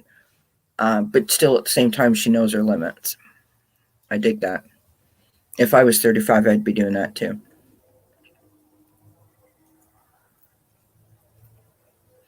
But I've always been like that, and again, I think that it was kind of passed down to me by my dad. My dad and I sort of share that in common. I have a funny story about this, like my dad and the renovation. So when I got divorced, I bought myself a trailer because I didn't have any money. I couldn't afford an apartment, so I lived in a trailer. And when I say a trailer, I don't mean a house trailer. I mean a like a camper trailer, right? That I would stay in the summer times. And anyway, so there I am in my 24-foot trailer. And many years later, now I'm with Mark and stuff, and my dad and I are in the same campground. And my dad comes over one morning, and he stands at the door. Wouldn't come in, stands at the door, and he's like, "Yeah, an RV." And he says, "Put the kettle on." My dad's a tea drinker, right? So I put the kettle on for my dad. I come outside. We sit at the picnic table, and my dad says, "Do you have any paper?" And I'm like, "Yeah, why?" And he said, "Because I don't like your camper." And I'm like, okay. And it was a really bizarre layout for such a small camper. It had a one of those dinette horseshoe things that literally 10 people could sit at. It was in a ginormous bathroom for the size of the camper. It was crazy. Anyway, um,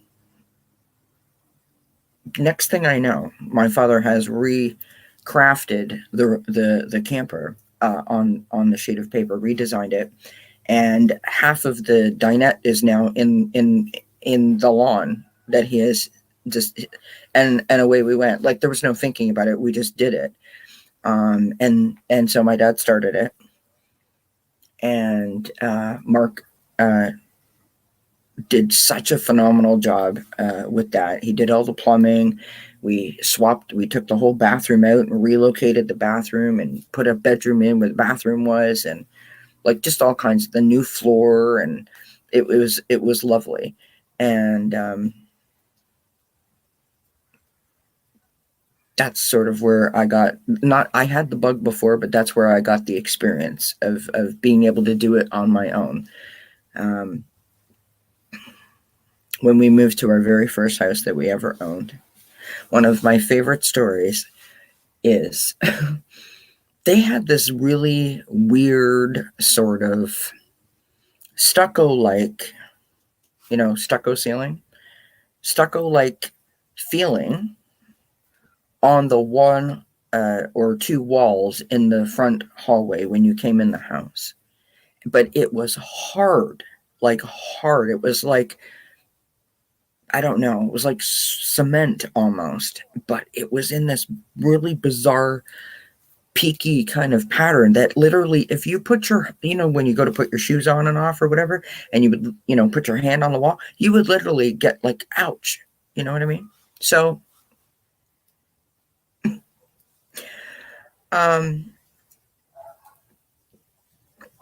it was about 10 o'clock at night or 8 o'clock at night when I said to my husband, we should go to Home Depot.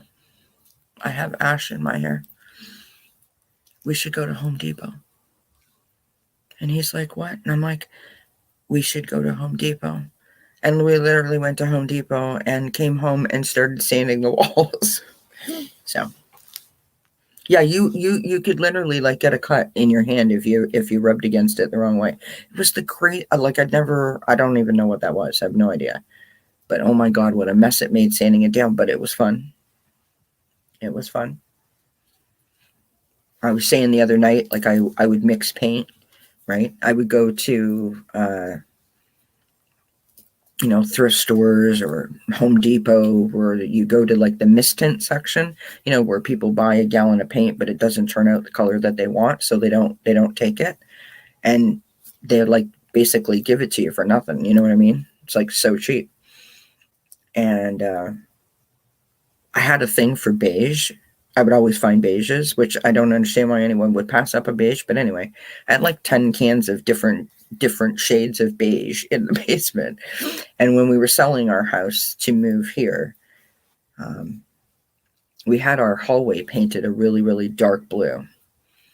And the real estate agent told us to change the color. It was too dark. So we went down to the basement and brought all those cans of paint up and mixed them all together, and then added some of the blue that we had in the hallway to the paint, and came up with a lovely color similar to the color that's in my living room here, and painted our hallway. And like was just having fun creating stuff. I love going to like a thrift store or a garage sale and buying some little end table or whatever and bringing it home and planting it. We went to the thrift store. Well, Mark actually went, because that was when I wasn't leaving the house, and bought an old lamp, and we turned that into a bird feeder.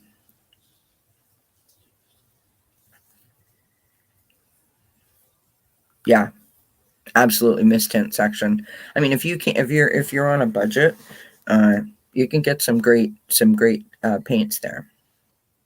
I love to do crafty things. I think I'm crafty. I don't know that I am crafty, but I like to think that I'm crafty. So I've reupholstered my grandmother's chair.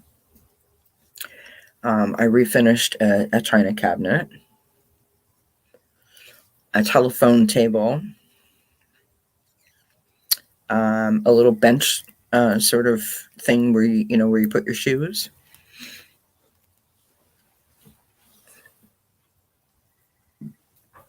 A couple of tables that I used to have in the trailer. I did some stuff too. So yeah, I like to be crafty.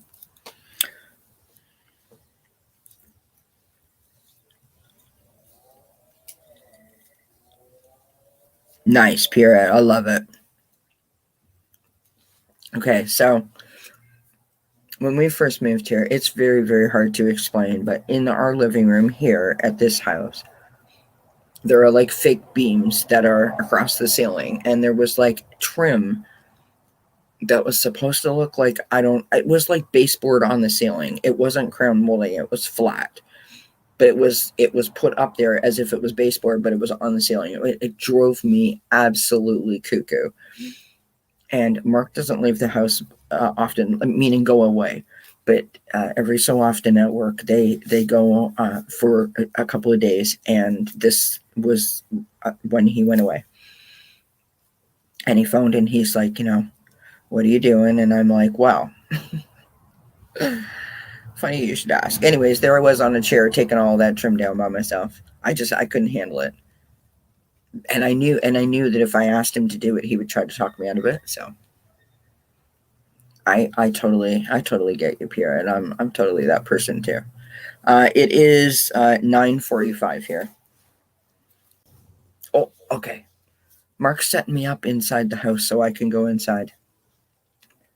So I'm gonna pop inside.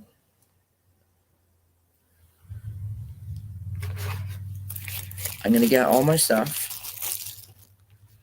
And I didn't even ask him to. How sweet is that? All right, I gotta get all my cards first. That's why we have pockets, friends. Of course, I can't actually see anything, so that's kind of a challenge. Hopefully, I don't trip and hurt myself. All right. I need my blanket to sit on too, though. I'll be right with you, friends. Don't go anywhere.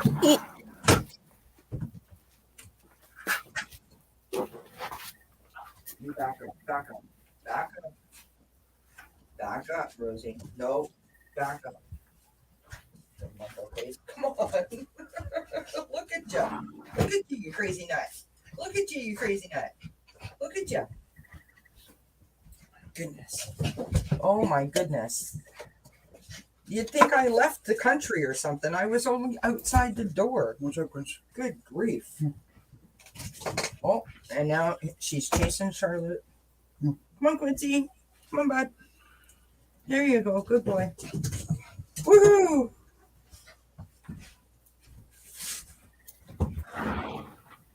Oh. Here. Do you want my shoe? Yeah. I'll go to the other room. She loves to chew on the shoes. Sorry, friends. I have this cushion. This is my crochet. It's an old blanket that I made out of scrap ends. And I fold it up like a cushion and use it to sit on. Don't ask me why. That's what I do.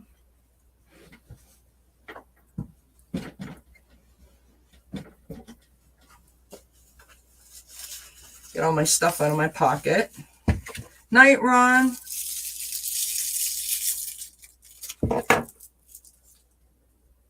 Are you chewing on my shoe, sweetheart? Don't chew on it. It's not good for you. No.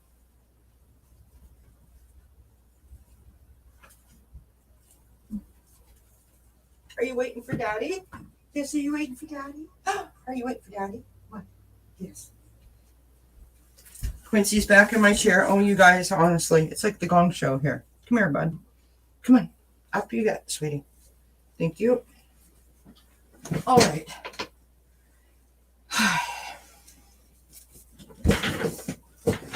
All right, let me get myself smarganized over here. All right. My hair is like...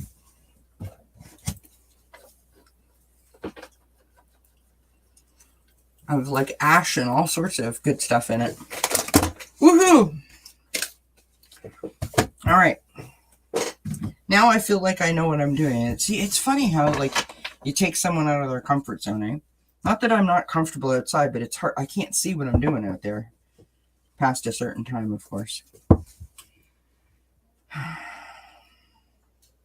Right? Our tush does need a little cush. All right, what else are we talking about? Got my stack of cards from earlier today. I was on with Richie. Right? They're all in front of me.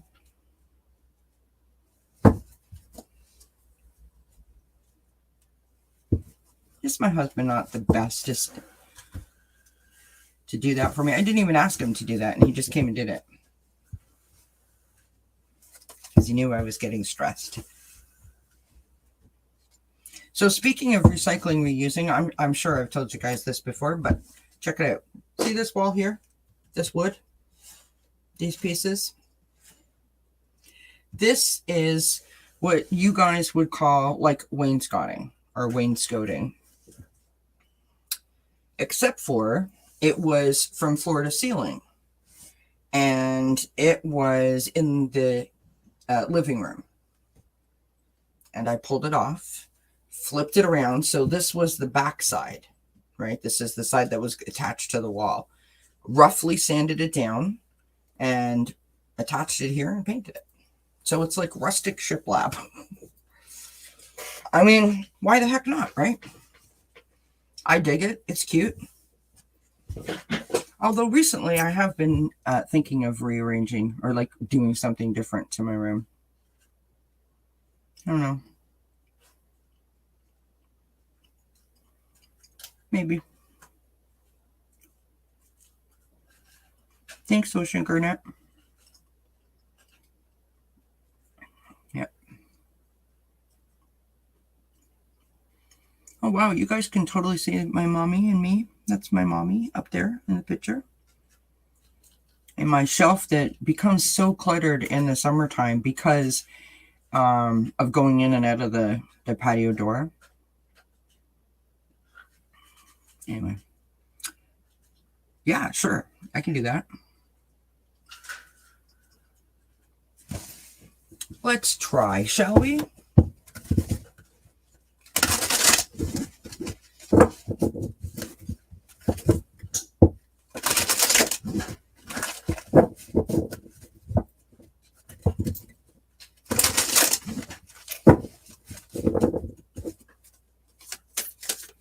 Yeah, Mark's out there bringing all the stuff in.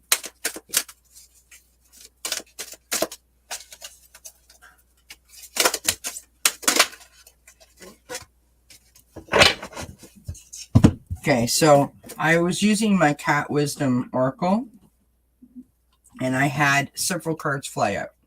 So the first card that we have is Territorial, Find Your Place. So that implies, you know, that you're searching for something, right? That you're looking for something. We have Reward, keep your eyes on the prize. Again, searching, right? Looking for your fulfillment, looking for your calling, or trying to figure out your calling. We have Curiosity, worth the risk. Again, looking for that thing, that spark. And I think that this is sort of picking up on what we were just talking about, right? The creativity, a way to express yourself.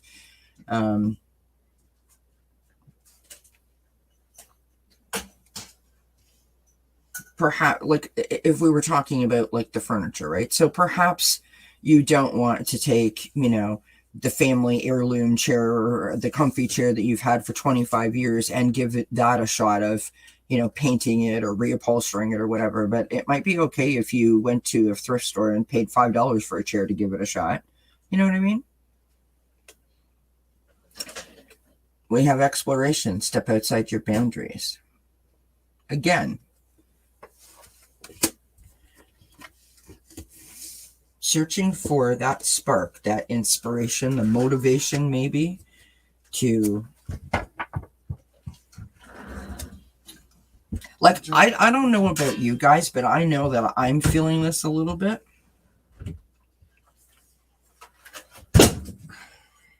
It is so exciting that we are able to start moving freely again. Where we feel like we're safe from the COVID, right?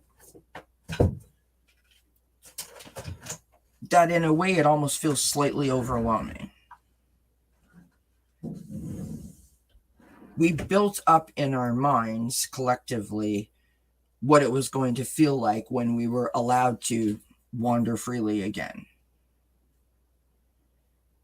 That just doing the everyday, going to the grocery store kind of thing is not really, like, it's not wowing us. You know what I mean? So some of us are really enjoying the simplicity. Others of us are bored with the simplicity and trying to sort of, it's almost like we want fireworks or like a wedding every day, because we're trying to sort of make up for losing that time. Does that make sense? And so I feel like a lot of us are seeking inspiration and motivation in terms of trying to fulfill ourselves. We're searching for that fulfillment. That's what I was trying to. Is there a problem? Oh my God, Daddy's outside. He absolutely is the worst daddy ever. She is just so beside herself. She's going to go all the way to the living room and cry, and then come all the way back and cry. And she will continue to cry until he comes in the house. Yeah, no, that's why I said about the COVID. Like, I think it's from the COVID that, at least that's how I feel. Well, you knock it off, you crazy dog. Everything's fine, sweetheart. Daddy's just outside. He'll be right back. You're all right. My goodness. My goodness. All right. We have Peach. I love this card. This is from the color cards. And it is Inhale a Breath of Life. Inhale a breath of life. Maybe that's what you're searching for, is what gives you life, what gives you that inspiration, what gives you that spark, right? I think that's lovely. Okay, Bim says, for fun reading, do the cards see Harry and Meghan staying together? I have no problem throwing those cards. I just want to say, and I'm not, I hope this doesn't offend you, Bims, because I know that you didn't mean to go there. I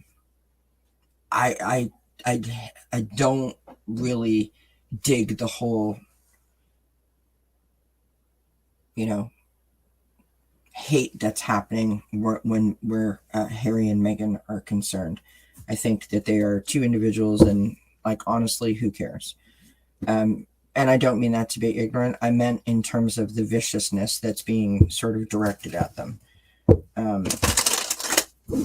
Having said that, I am perfectly willing to answer the question if I can. So let's see. I hope. No. I don't have a problem reading it. I was talking earlier and saying that I kind of had a rant yesterday, and I used Harry and Meghan as an example. The viciousness and the hate that is directed at those two.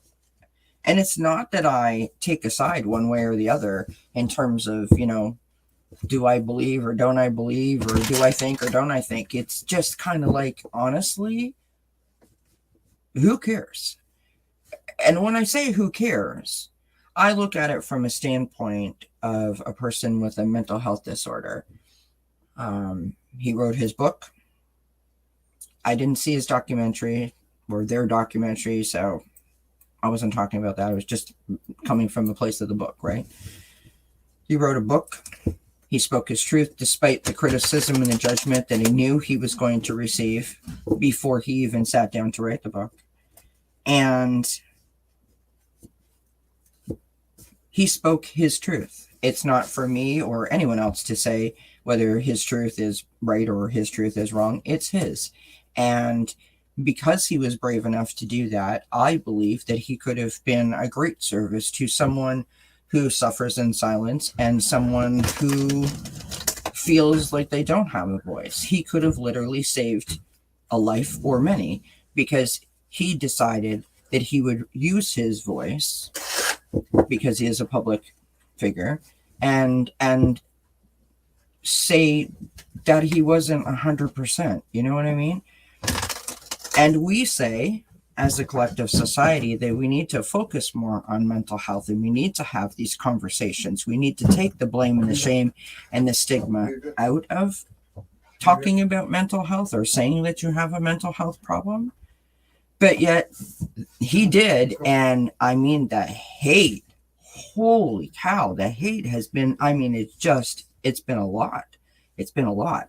And I find myself sort of dumbfounded by it, to be perfectly honest. That, and it's not because it's Prince Harry and Meghan, right? It's anyone like that. I also was talking about Ben Affleck and Jennifer Lopez. There was a video that apparently they were going to their car or something. So Ben Affleck walks along, Jennifer's behind him. He opens up the car door, she gets in, and it looks as if he slams the door as if he's pissed off. And this is a short on YouTube where the guy then says that that's not actually what happened. That's a doctored video. So someone has taken the time to take him closing the car door and doctoring the video up to make it look like he slammed it as if they're having problems. And now it's all over the internet that Jennifer Lopez and Ben Affleck are having problems. Who cares, right? Because kids are getting killed in schools with the AK-47s, right? There isn't enough clean water and kids aren't starving to death and people are dying. Like, you know what I mean? Like, there's floods and wildfires and like there's stuff that we need to be focused on. It doesn't really matter if Ben Affleck got in a fight with Jennifer Lopez or if they're on the rocks. I could give two craps less. And my beef with the hate that is directed at these types of situations and the judgment that is cast is if we collectively use that energy for something good and positive. Imagine the change that we could make. Imagine the positivity that we could inject into the collective, into the world, into the universe, right? It astounds me. Just absolutely dumbfounds me. Hi, Green Mountain Mystic. Sorry that you walked in on that.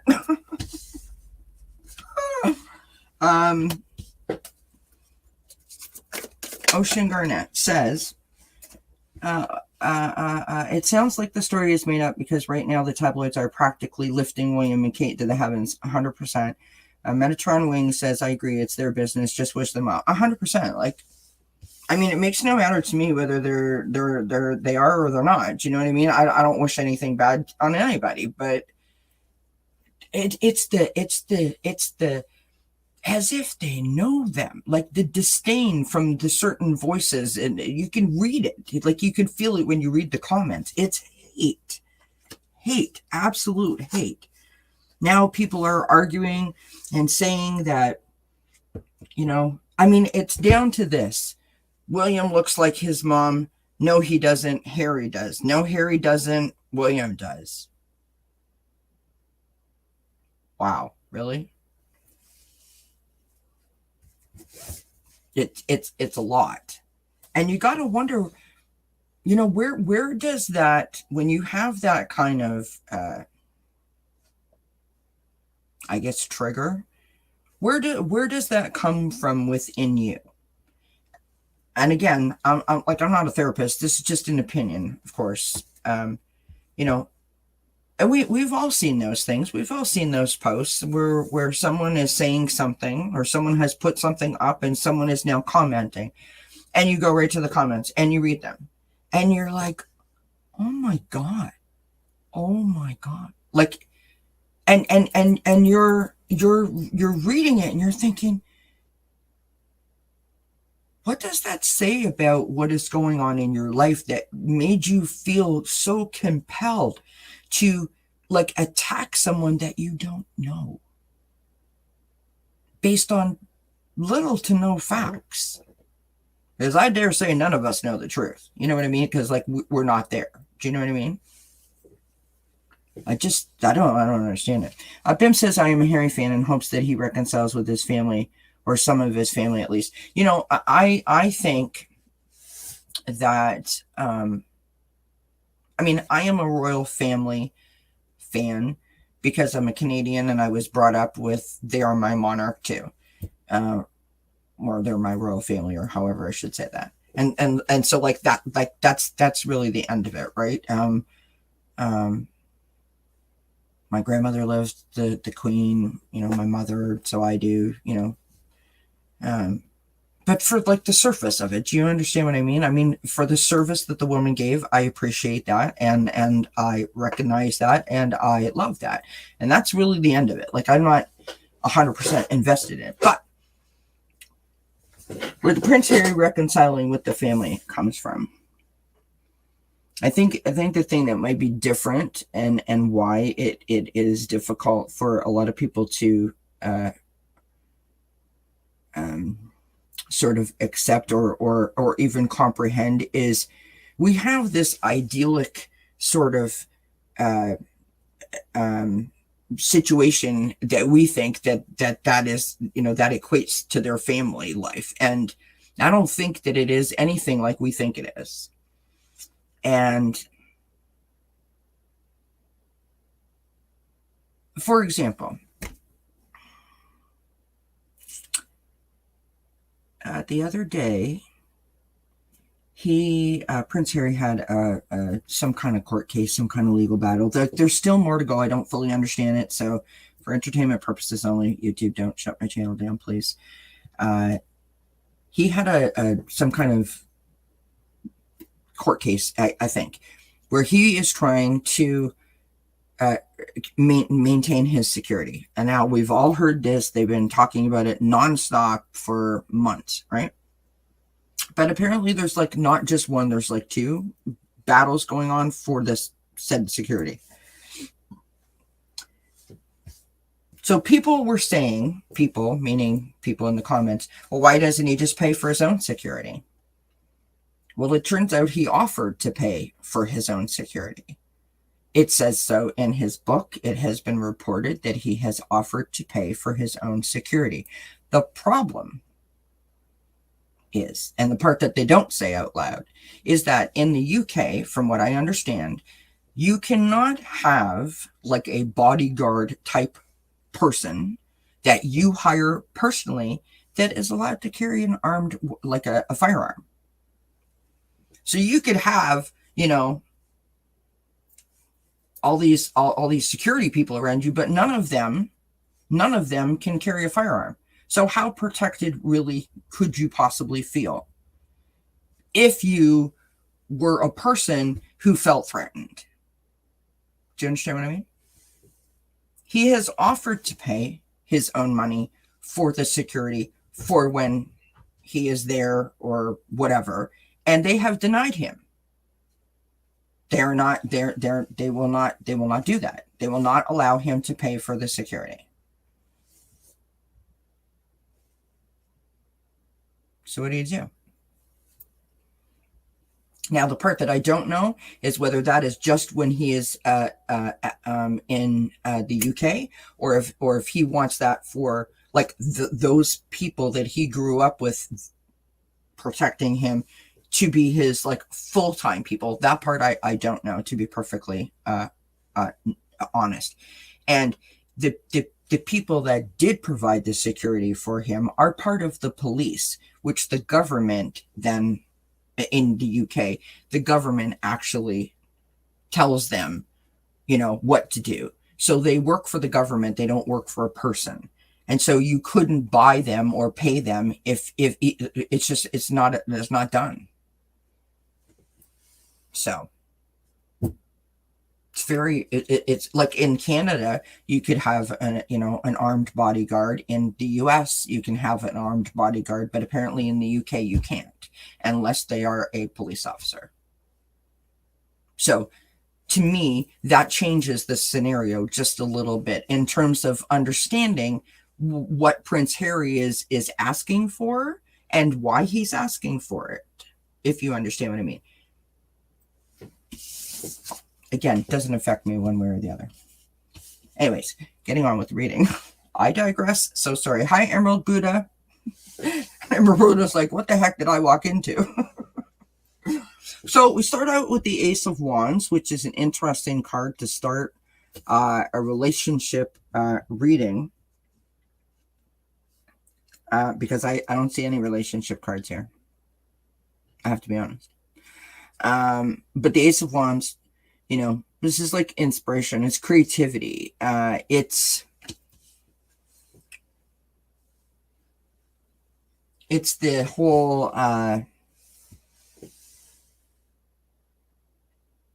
like I got my whole life in front of me and I can't wait to like, just like get on it, get with it, get going with it, that kind of thing. You got the Page of Pentacles, going after your dreams, manifesting your dreams, making your dreams become a reality, right? In terms of making money. We have the Knight of Swords. This is using the resources that you have and going after what you want, being very strategic, very it's not mindful. It's a little different than mindful. It's more like a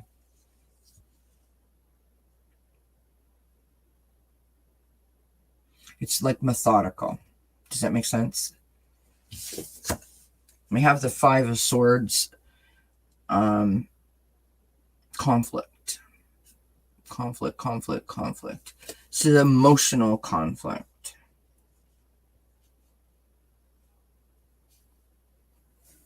Emotional conflict. And we have the Star card as the outcome, right? Having patience, having faith, having hope, trust.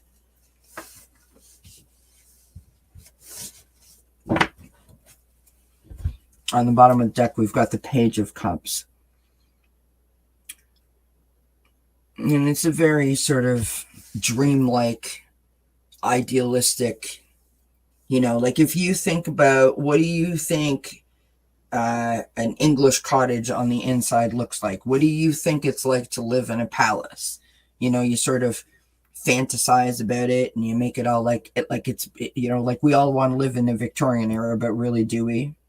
Do we really want to do that, women? No, we don't want to do that. But we idealize it, right? Because it's romanticized. I think that they both sort of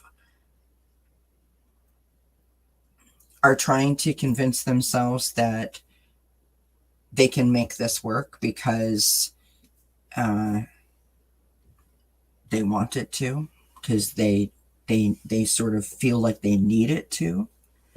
But I have to say that Five of Swords is in their challenge position, and I feel that the emotional turmoil that this situation from them meeting to present has caused for themselves and all that sort of are around them, I feel that could be a problem, a reoccurring problem as time goes by. They're carrying a heavy weight, and yeah, they're carrying a heavy weight. And Quincy has decided to say hello. Quincy likes to lay in my lap, and so that's what he's literally doing. He's up here trying to lay in my lap, but he can't lay in my lap because, of course, I'm reading. I'm just going to pull one more card. Is that okay if I pull one more card? Are you okay with that?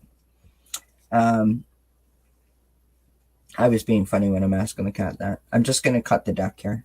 Okay, Quince, you can't do that, honey. You cannot walk on my cards. Please don't walk on my cards. Okay. That's what I got. Loss. And, I want to say, again, despite what the media is reporting, just simply coming from a position of thinking about how anyone would feel in that position. If you felt you were right, it doesn't matter whether you are or you're not. If you felt you were right, if you felt that you were screaming from the top of your lungs for help, someone help me out, someone listen to me, someone hear the pain in my voice,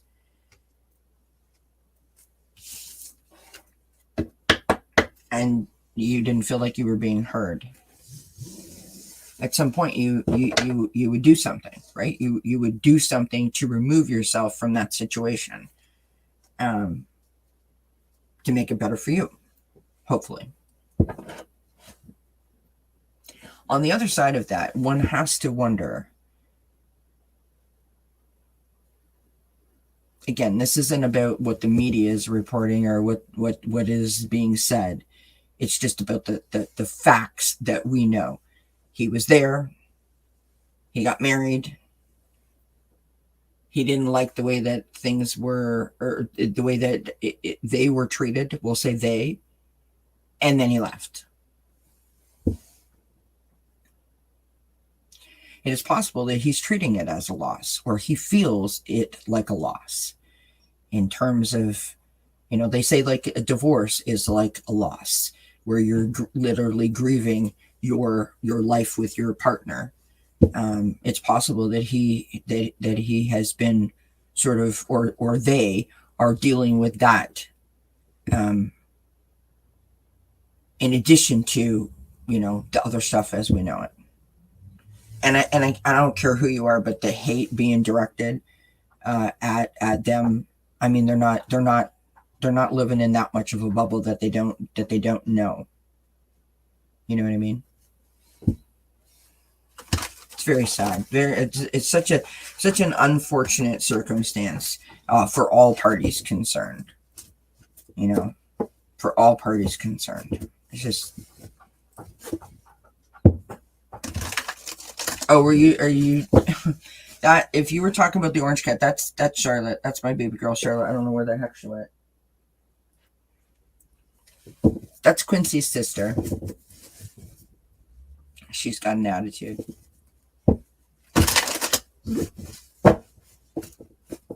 Yeah, I just think it's a very unfortunate circumstance all the way around.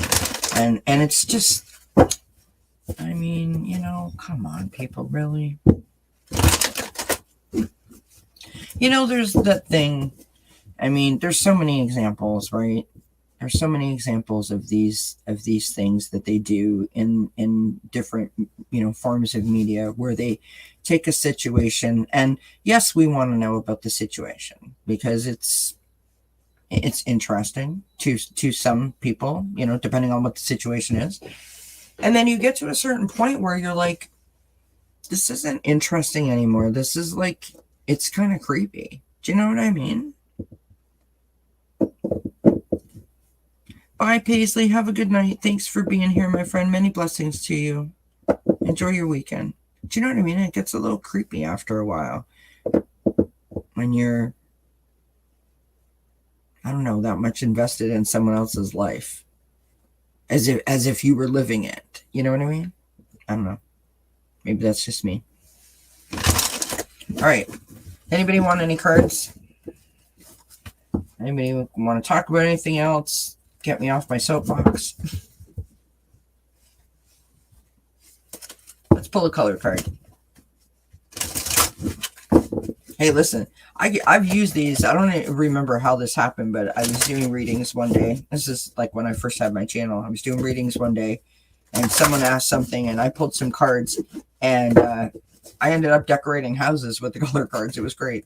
Like, people were asking questions, and we were pulling the color cards. I think you were here, Linda, when we did that. All right. Ocean Garnet will take a card for the fun of it. Why the heck not, right?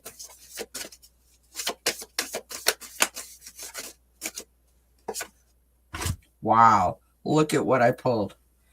Ocean Garnet. You've got the rainbow. Connect to spirit and nature. Beautiful. All right. Let's pull another card to go with that one. One of the nature cards. The Sacred Forest Oracle, actually. Man, people are dropping like flies. We went from 17 people to 9, so.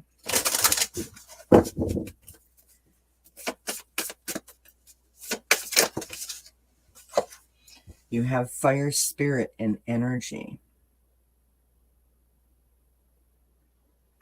So, Look at that. Now, normally I love it when the cards have similar colorings on it. And these don't necessarily have similar colorings, but they do have something similar, if you can see it in the background.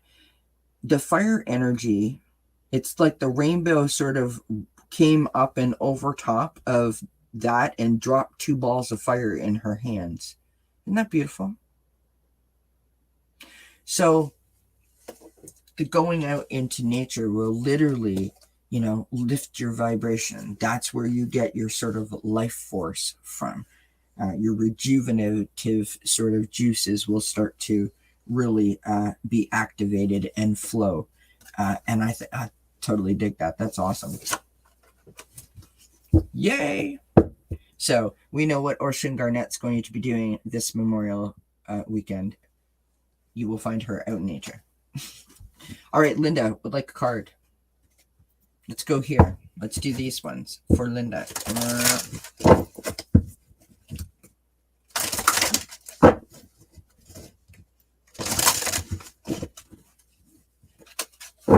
Okay, said I've heard other readers say they will eventually split up. It's yeah. I mean, here's the thing, like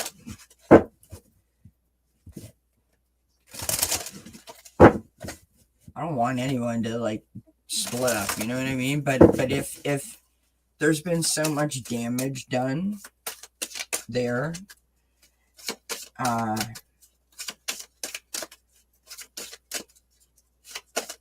all ways around, her family, his family, between the two of them, I don't care how much you love another person.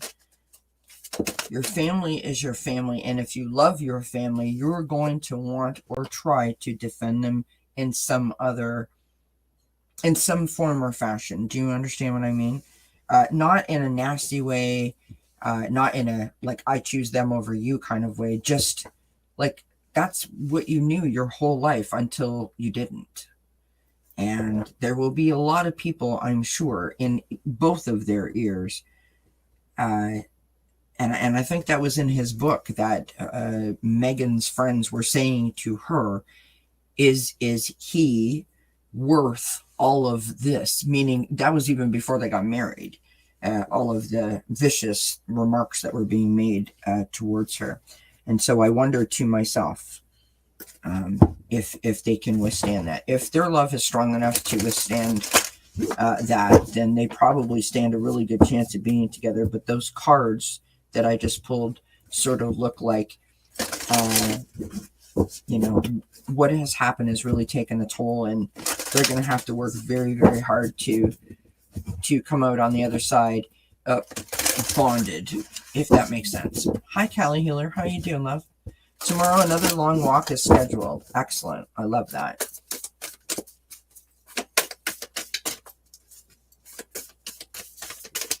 All right, Miss Linda's getting her cards. I'm working on it. I mean, like, and I'm not changing the subject, but even the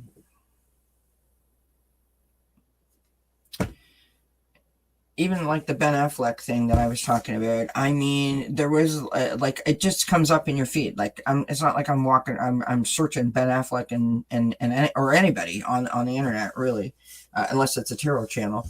And so there was one video of him, slamming the car, and then the other one was of him walking with his ex-wife and saying, like, they just look so comfortable together. And I'm like, I mean, they have kids, that are reading this crap. Like, why? I mean, the fact, I just, whatever. Anyway, I digress. I'm good. Thanks so much. So happy to be here. Well, you're most welcome, my friend. And I just actually came inside. We've been here for 2 and almost a half hours. We just came inside from the fire. So if you want to see the fire, you have to go back to the beginning. But I am glad that you're here now. We have this lovely snapdragon, one of my absolute favorite flowers to grow in the garden, and purification for Linda. And then I pulled this card, which I think is beautiful, as sort of like a buddy to this first card. And we have navigating by the stars, follow your bliss. So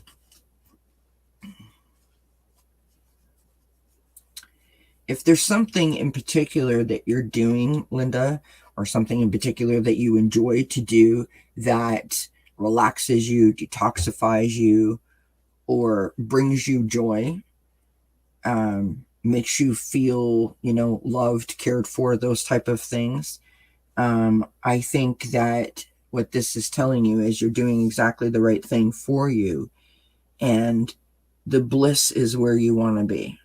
I mean, don't we all? But specifically for you, the bliss is where you want to be.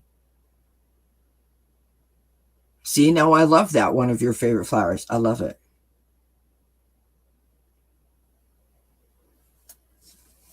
That's what I got for you, Linda.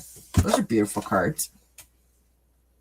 Let the trees know you're coming, Ocean Garnet. That's cute. I love it. So let me know if you guys want a card. Let me know what's going on. You are very welcome, my friend. Many blessings to you. I'm not trying to get rid of anyone. I'm here for it. Listen, can I just tell you guys, I haven't had a whole lot of time to read lately, and when I do come to read, I'm usually, like, it's been a long day, right? And this afternoon I was on with Longman Tarot, and Mark was going to do some stuff because he had the day off, and I said, you know what? I would really, really, really appreciate it if you could just sit in the living room and watch TV and look after Rosie, so that I could come and sit back here and relax and do what I love to do. And I had the best time because I could just read. You know what I mean? And it was great. It was a great show. We had great questions. We had great readings. And I totally loved it. I love hanging out with you guys. I love, everything that goes on here. And so I'm here for it. Is basically where I was going. All right. Kay would like a card. All right, Kay, I'm taking a sip of my pop. We must stay hydrated.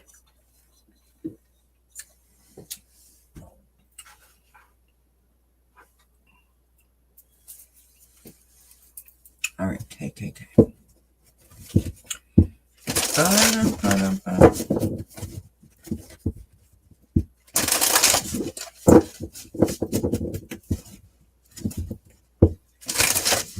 Thanks, Kelly Healer. Yep.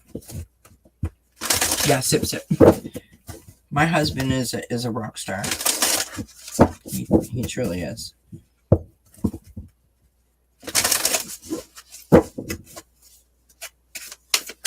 Don't tell him that I said so, though. Kidding.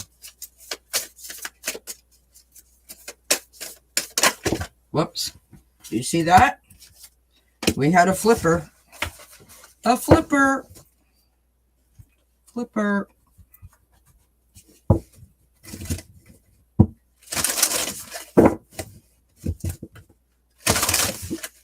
Oh, I'm getting hot. My ears are going red. I don't know what that means. Ooh.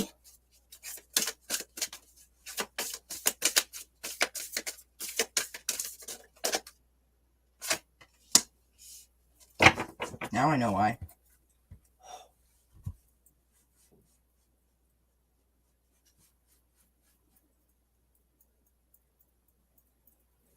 Sorry, I don't mean to build up the drama. Just look at my ears. They're like poker red hot. Whew. Now I know why, though, because of the card that I pulled. It's all good. I promise it's good. Yep. And Quincy is here. Did someone call your name? I don't think so. Did you see a space on the desk and think, oh, I should just come and circle it? Please don't sit on the mouse, darling, because if you sit on the mouse, you're going to turn the live stream off, and then we're in trouble. Find your spot. You can't sit on the cards, darling. Do you know how hard it is to read with a cat on the table? Do you? Apparently not. I have 3 that you could take. No, I'm kidding. I'm kidding. I love my babies. I do. I love my babies. Quincy, do you love me? Do you love mommy? Quincy has no opinion.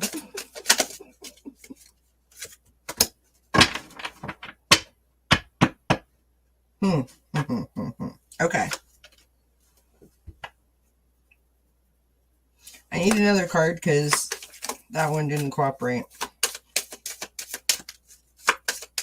He doesn't like the shuffling of the cards, to be honest. He doesn't like that. Oh, he wants to eat them. All right, come on. Talk to me.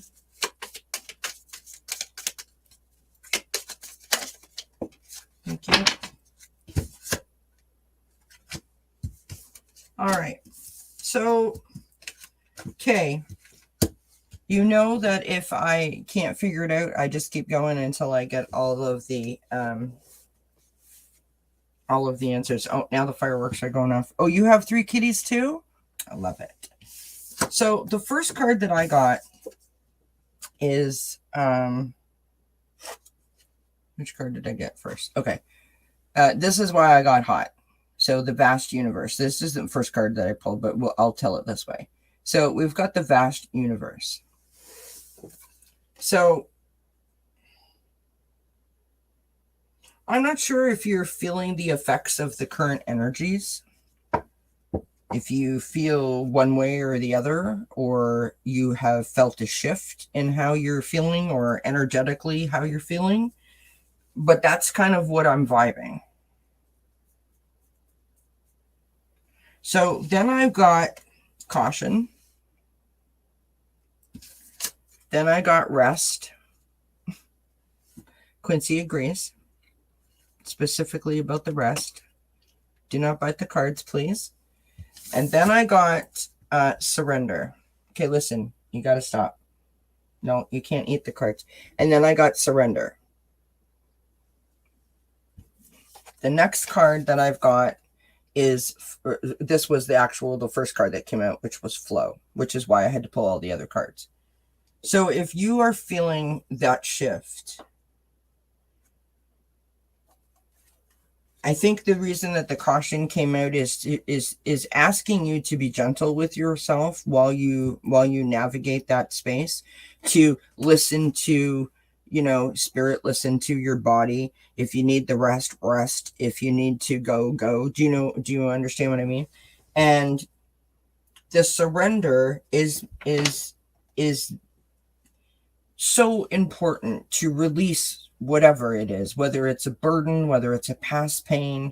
And I know personally, it's easy when other people say it. It's not so easy to do it, but even just regular everyday stresses, try to surrender those. And you can do that by journaling. You can do that by, keeping a notepad by your bedside table or journal, and write down at the end of the day, I have worried about this, I have worried about that, and I have given enough time to worrying about these things.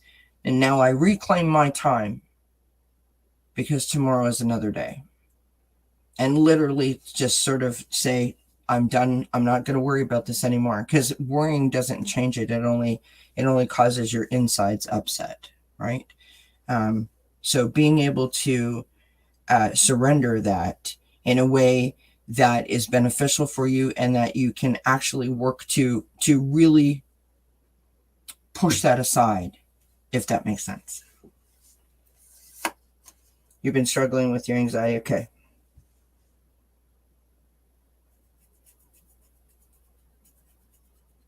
Try that little thing that I mentioned about writing it down before you go to bed. I find it helpful, and I'm not trying to tell you like this is what to do. I'm just saying this is what I have done.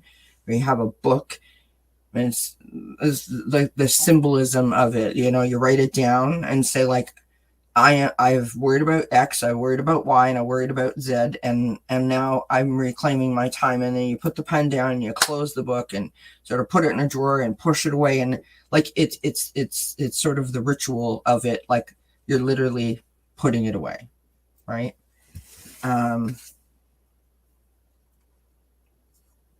you good with visualization by any chance, Kay?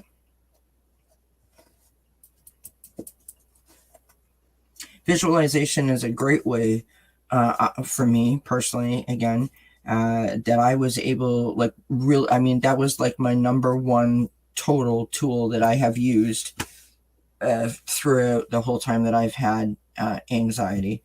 I can literally transport myself from the place of the fear to a place of, like, I feel like I can actually calm down.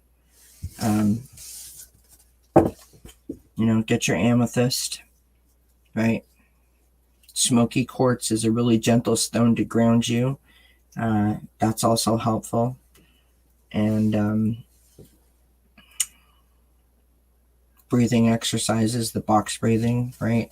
Box breathing is when you do the same amount of counts for inhale, same amount of counts for holding, and the same amount of counts for exhaling. So whether it's 4 and 4 and 4 or 5, 5 and 5, just make sure it's done in a safe manner. But you can do that box breathing to sort of help just sort of bring you down, right? Calm you down. Yes. Yeah. All of those things work for me. You said you had a cat, right, Kay? So I want you to try this visualization. I call it unexpected joy.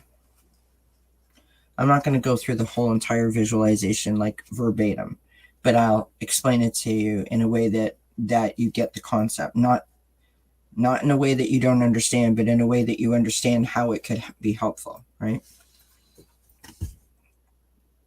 So imagine that you're sitting on the couch or, on your bed or in the most comfy chair, wherever, and the cat decides to jump up on your lap.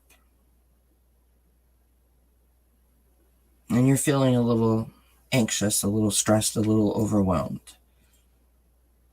And the cat does this thing where it circles around and then sits down and stands up and circles around again and then sits down. And as it settles in, you can start to feel the warmth of its body against yours. And that sort of tugs at the corners of your lips, and you find yourself starting to smile. And then you take your hand and you start to pet the cat. And as you pet the cat, you feel the tactile loveliness of the soft, fluffy, sort of baby-like almost feeling of their fur, right? And then you start to stroke it, and you sort of lose yourself in the rhythmic motion of doing that. It feels like fur. It feels like snow. It feels like, a warm robe. It feels like a feather. It feels light, and it feels soft, and it feels all-encompassing. It feels beautiful somehow. And then you can hear them start to purr.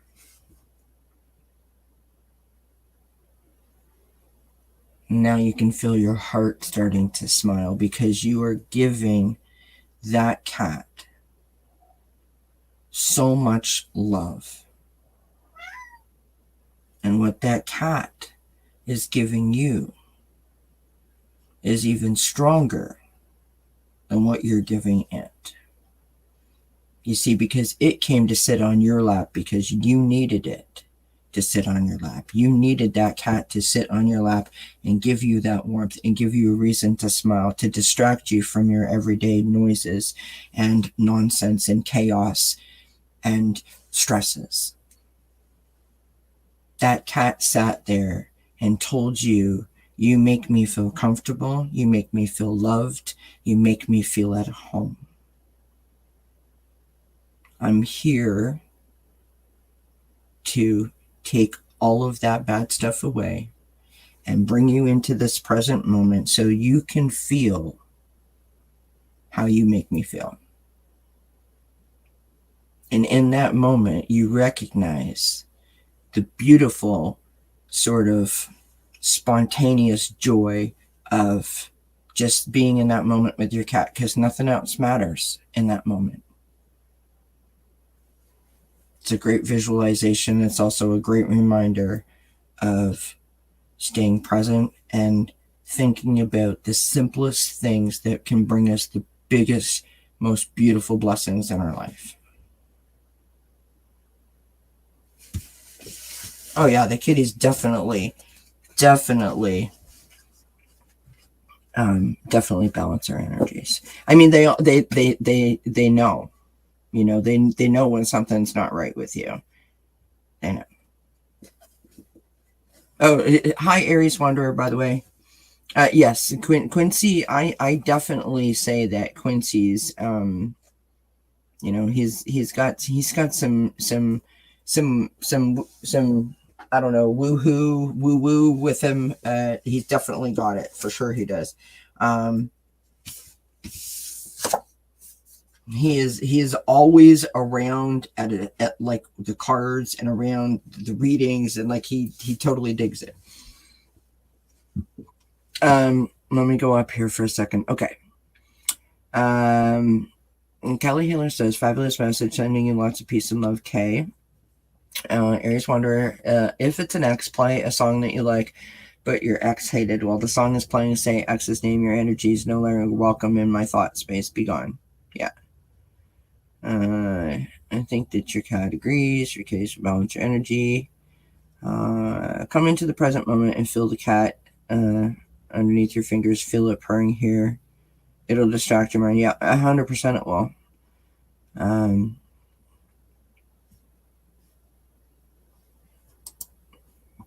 Yeah, they I think that visualization thing about the cats, and I don't know, I did that for a specific thing, and I can't remember what the heck it was, but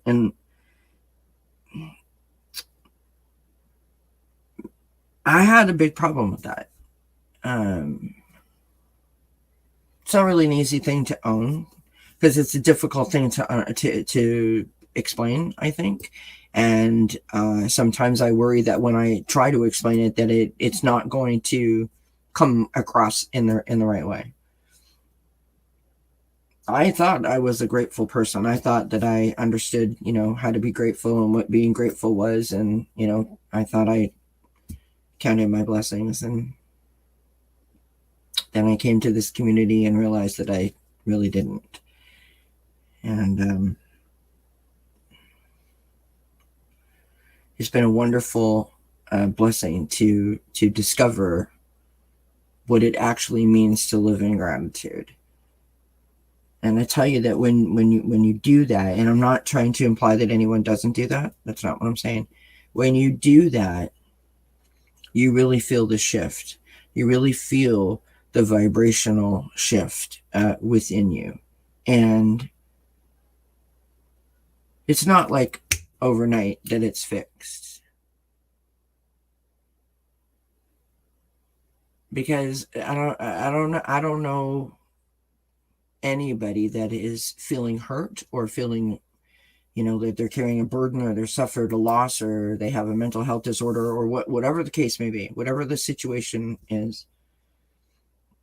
It took you a long time to get to the point where you're like, okay, I need to do some work to correct this situation, to fix this situation and move past it, to move forward, to stop resisting it and work with it instead of working against it. And you're not going to fix it overnight. You're not going to just be like, yep, great. It doesn't work like that. But if you can find some joy,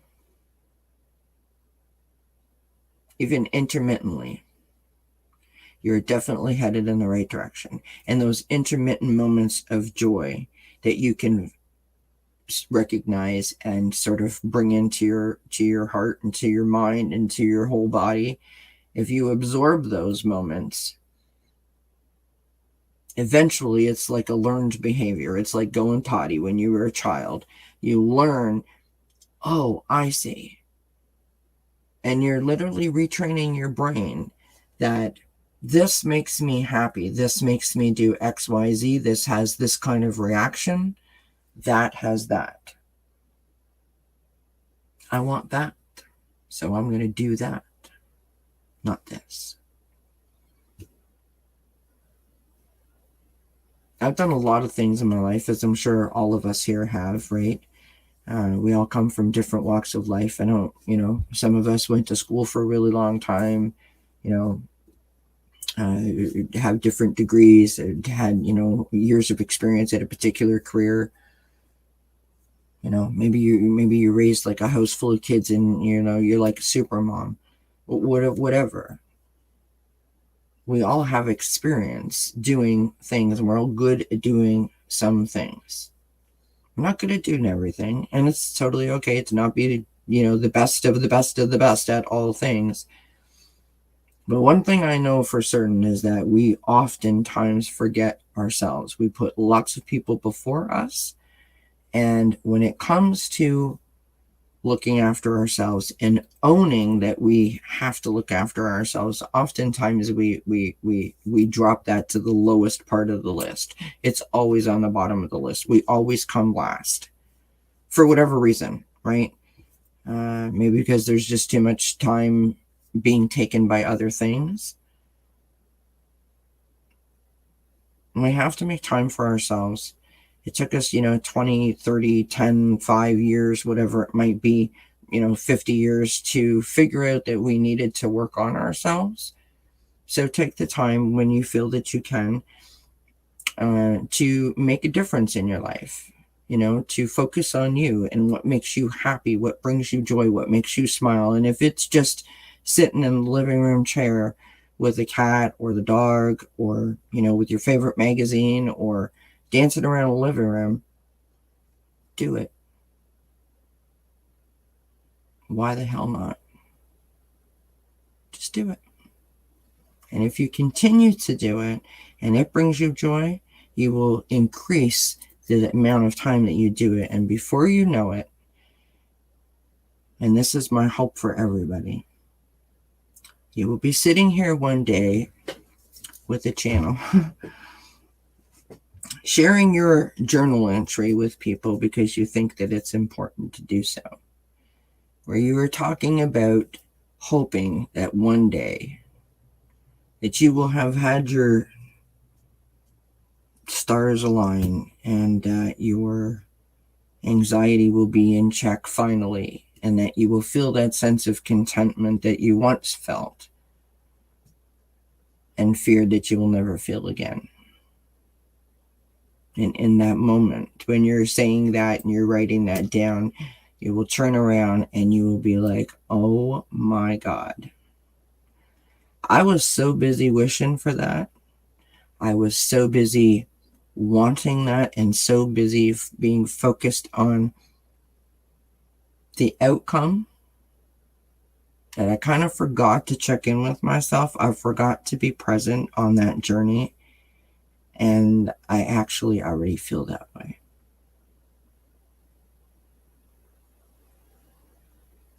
So I kind of missed it. I kind of missed the moment when the contentment sort of came back to my life.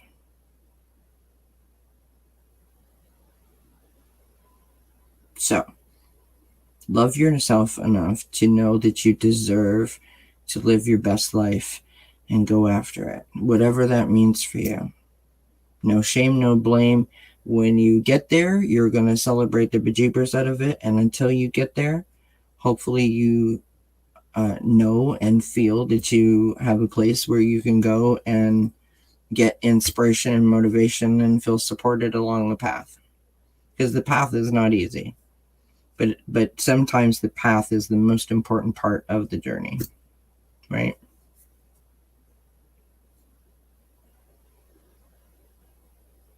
You have social anxiety. It's funny, I was told that I had social anxiety, and I was like, yeah, no, I don't have social anxiety. And it turns out I do. It's so important to love on yourselves and fill our cup. You know what's really cute about that, Kelly Hiller? My little niece always used to say to fill your bucket. That's what she says. Fill your bucket. Aries Wanderer says self-care is important. I realized that a little too late. Listen, it's never too late. The fact that you realized it, I mean, I know what you meant, but the fact that you realized it, I mean, you got to start somewhere, and there's no why not. I mean, when you realize it, make today the day. Do you know what I mean? And you can't be beating yourself up because it's wasted energy. It's wasted energy. Oh, you're so welcome, Ocean Garnett. Thanks for hanging out, my friend. I appreciate you very much. Many blessings. Enjoy your weekend. Maternal Wing says, you must love yourself first. Always remember you are eternal and eternally loved by the Creator. You are beloved. Yep. I mean, that's the thing, right? And it's so important that, like, it's important for me to say to you guys, not that you don't know this, not that you don't know it, but in case you're sitting there thinking to yourself, yeah, sure, today's a great day, but tomorrow might be a bad day, or yesterday was a horrible day, or whatever. I want people to understand that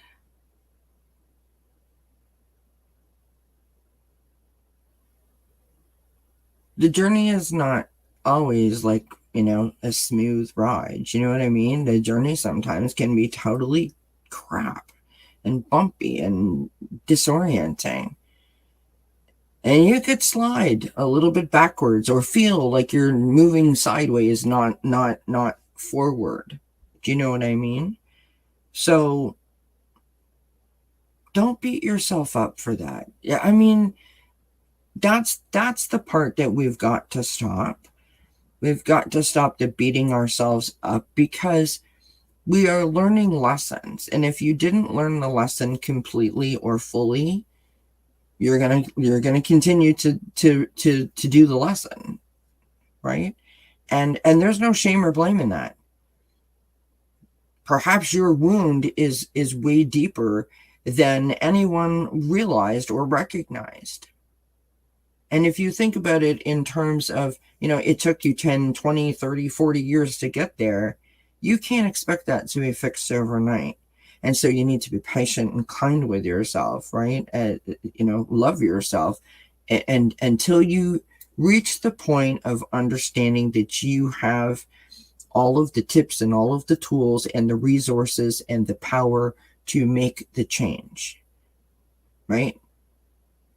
Until you get to that point, just know that you got like people like within this community that understand and that will try to help and be supportive and love you.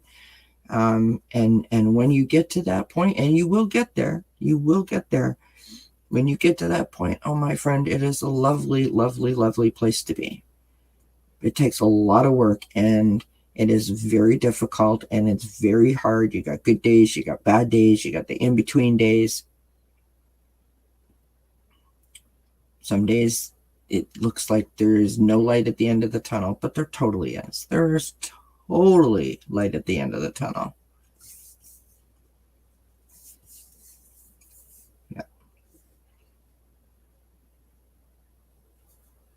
Yeah, it does. You gotta be, you just, you just gotta make time for you. No matter what that means, no matter how it means it. And you got to really, really, really be kind to yourself. Friends, my God, when I think about who I used to be, and that was one of my biggest hurdles that I had to get past. I didn't like who I was. I did not like who I was. I didn't like who I became. I didn't like this new version of Kelly. This new person that was afraid of her own shadow. I didn't like her at all. She was not bold and vivacious and confident and going places. And I struggled with that. Never mind my anxiety and all my other issues. I literally struggled with that. Like, how am I supposed to convince myself and others that I'm going to be fine, that I am fine, that I'm, I can do this if I don't like myself? Because I am not the person that I used to be. And I don't know how to look at myself in the mirror and be like, yeah, I love you. No, I don't. You're a pipsqueak. You're afraid of your own shadow. You're afraid of the shower. You're afraid to leave your house. You're pipsqueak. I don't like you at all. I had a really, really, really, really, really, really hard time learning to love myself. Just even like myself, not even tolerating myself is more it. And like the struggle's real for sure. Do you know what I'm saying? Like the struggle is real, friends. It is so hard to not. I mean, because that's what we're taught. I mean, Jesus, when you're 14 years old and going into grade 9, like, what do you want to be when you grow up? I mean, I'm 57. I don't know what I want to be when I grow up. You know what I mean? Like, it like you're supposed to have it all figured out always, and then you get here, and now they're telling you, no, it's totally okay that you don't have it figured out. It's confusing. But what Aries Wanderer just said right there, I'm better than yesterday. One step at a time, my friend, one day at a time, 1 hour at a time, 1 minute at a time, sometimes, if that's what's necessary. And I sort of go this way. If it puts a smile on my face, I'm going with it. I'm not going to question it. I'm not going to question it. And if I do question it, I'm going to tell myself, stop questioning it.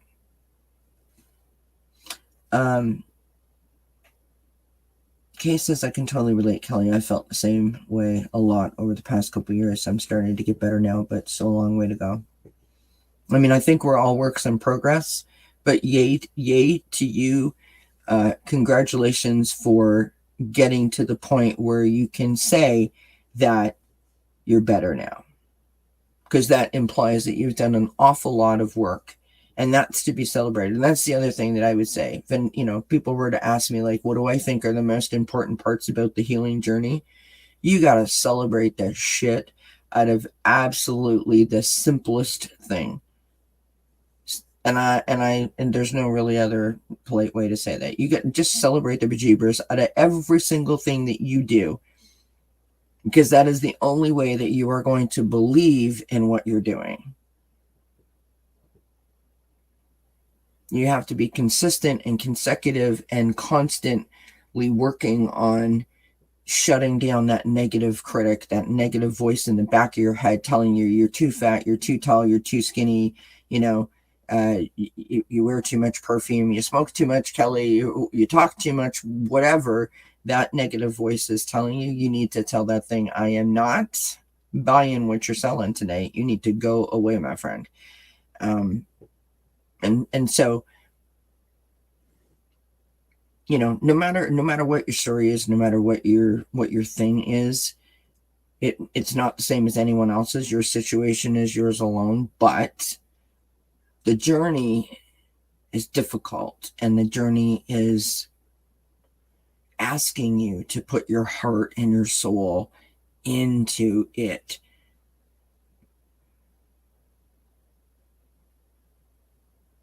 You have to believe in yourself in a way that is really different than probably anything else that you've ever done, or at least it seems that way.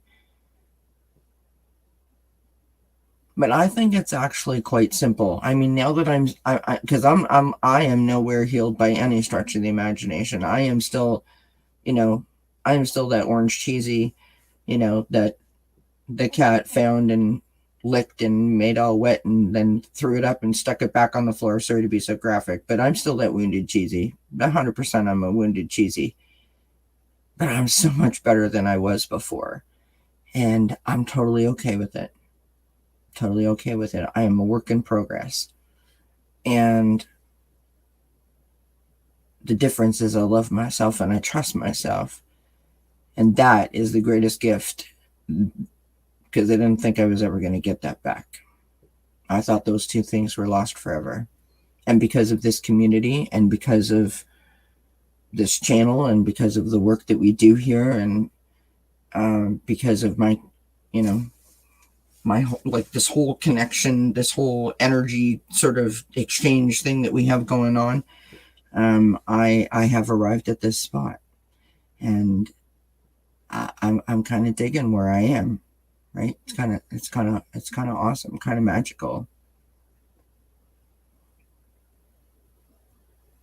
Oh, thank you. I'm so glad to hear that, Kay. I haven't done this in a really long time, meaning just sit here and just talk for hours. This is what we used to do in the very beginning. And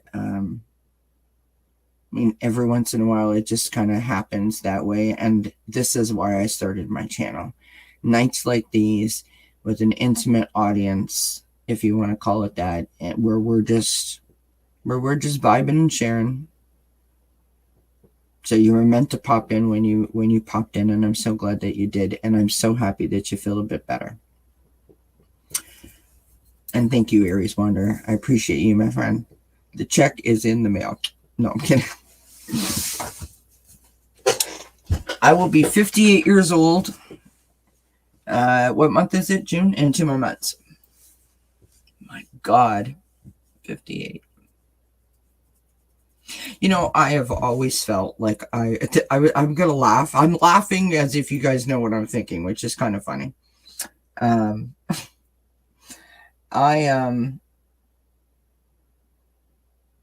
have never felt my age. I have never really looked my age.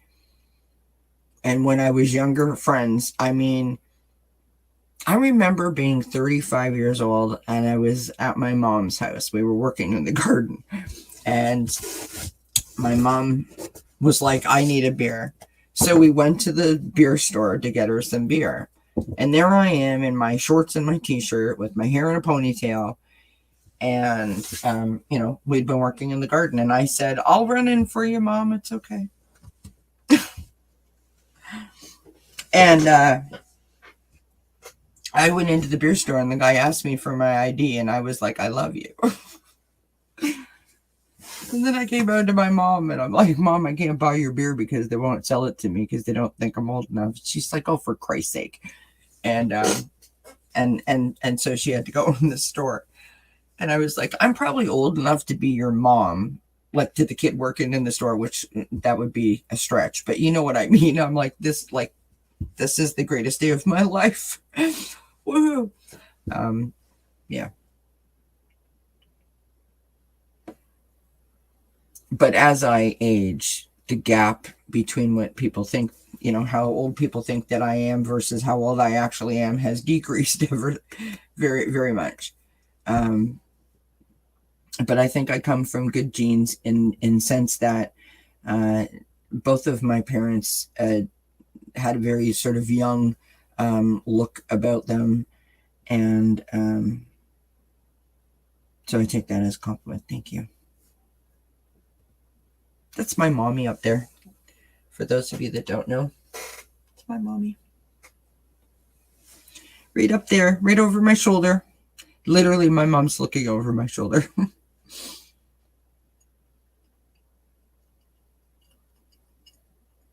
Well, you know what's funny?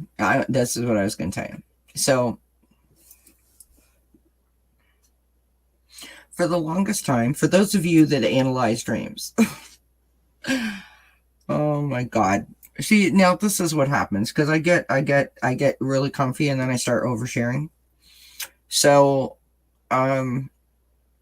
for years, if I dreamt about myself, I was always like, Christy Brinkley. Like, I was like, that kind of, like, I had, blonde hair, I was tall, I was slim.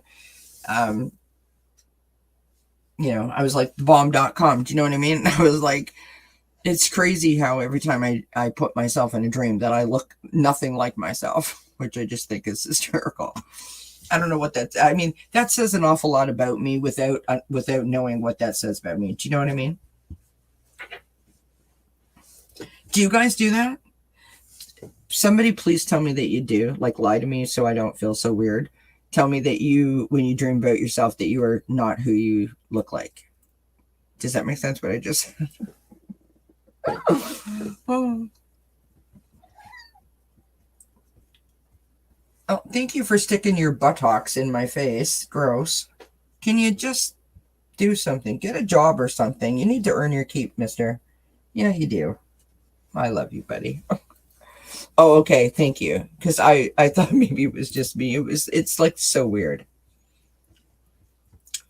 I haven't dreamt that in a really long time, but when I was younger, I used to always be like, oh, yeah, Christy Brinkley, look out. You know? It's kind of like when she was in that movie. Is that the vacation movie when she drives up in the Corvette and Chevy Chase goes all like crazy? It's kind of like that's me. So I'm still confused when I wake up with an injury.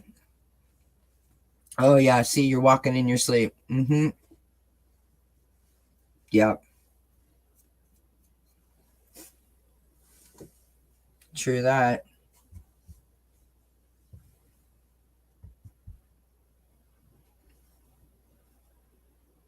Are you done walking in circle? The cat's literally like I'm all. What's going on at the door? Charlotte, what is out there? Charlotte, Charlotte.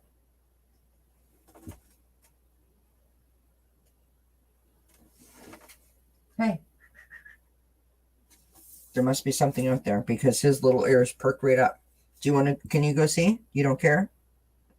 Is there something out there?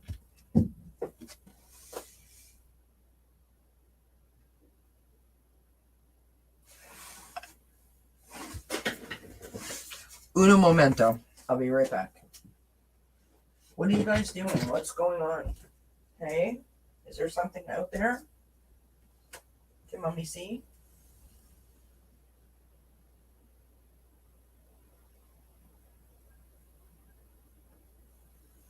Hey, you get your head out of there. We're just going to close that a little bit, okay?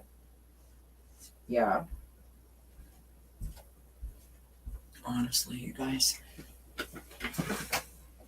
Wee-hoo. I woke up a few years ago with flowers and weeds in my hair. Good grief, girlfriend. What the heck? It's mostly pulled muscles. I think I'm swimming in my sleep or mountain climbing or something. It's so funny because my husband wakes up all the time and he'll be like, oh, my knee is sore, or I don't know, my hip is sore, or, like my wrist or whatever. And I'm like, I could tell you what you do in your sleep. Like, honestly, he's like running a marathon in his sleep. It's no wonder he wakes up, aches and pains and so forth. Oh, thank you. Okay, that is the movie. That's funny, Metatron's way. Amazon just delivered my catnip. Woohoo! Party on.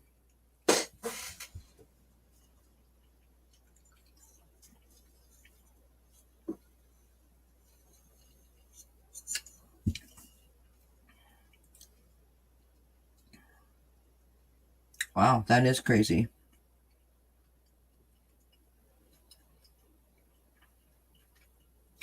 See, sometimes, and I'm just being honest, sometimes I don't think it's great to, sort of break down your dreams, and then other times I think it is. Sometimes when it's like one of those like weird dreams, I'm just like, you know what, I'm probably better off not knowing. And then there's other times where I will literally say, if you could help, I would appreciate it. Come to me in my dreams. Don't scare the you know what out of me. Be gentle with me. And then I usually wake up and then I'm like, okay, I totally get it now. If that I don't know how to explain that, but hopefully you guys know what I mean. Sometimes I dream about flying like a bird. Cool.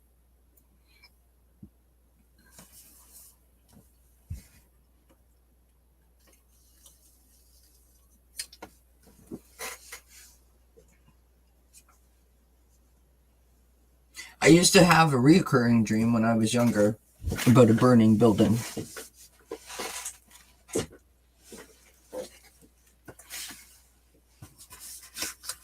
Running through some sort of like building, almost like a tunnel or a hallway or something like that.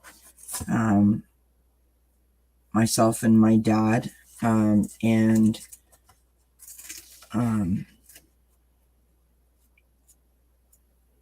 we were never in like the fire never was threatening to burn us, but it was like we were trying to run from it, if that makes sense. And my dad always like had an axe and was trying to like not break anything down, but like had the axe if he needed to, if that makes sense. And we would get to like a doorway and we would almost get out, and then I would wake up. I had that for years, like not like frequently, but like on and off for like weird, and it wasn't like always exactly the same, but it was like it had that kind of similar base to it. It was just like, what the hell?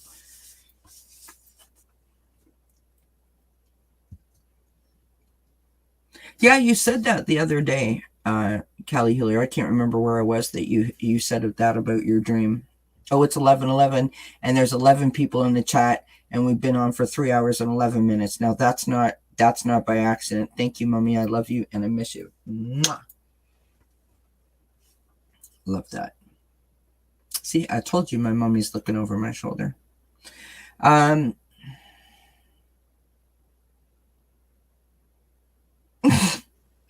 I'm sorry, Kay. That's funny.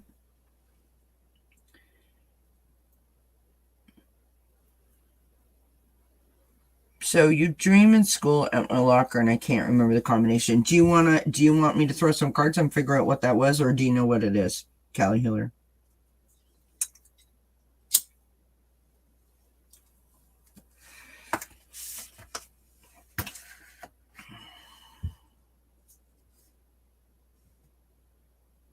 I wonder if you're doing some like outer body kind of stuff, Aries wonder. That's kind of what that seems like. If you're dreaming about flying and birds and stuff like that, I wonder if you're doing like astroplaning or if you're traveling, outer body kind of stuff.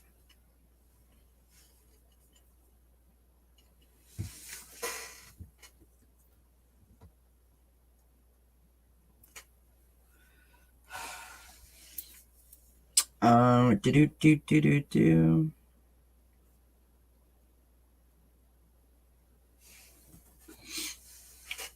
I'm trying to think about the cards that I want to use.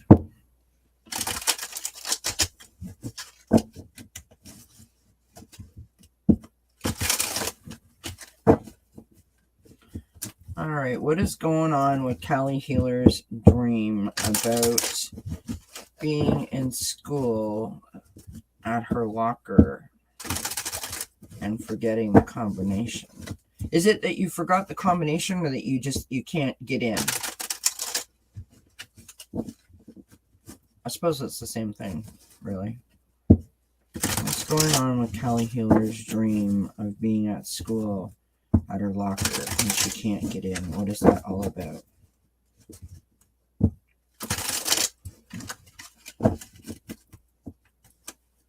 Yeah, I can ask that.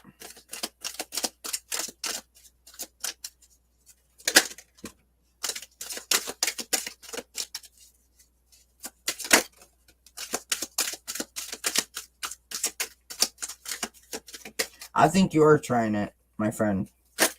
Whether you want to or you didn't want to, I think that you are. Okay.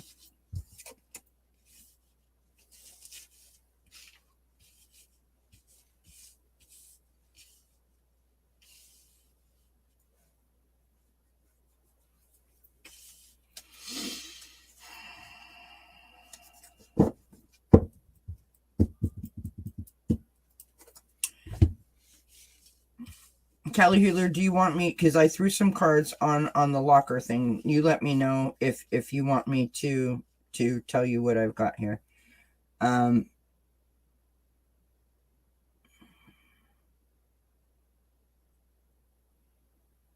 that's a great idea what Deb said. Aries Wanderer. Hi, Rose. Welcome back, my friend. Okay.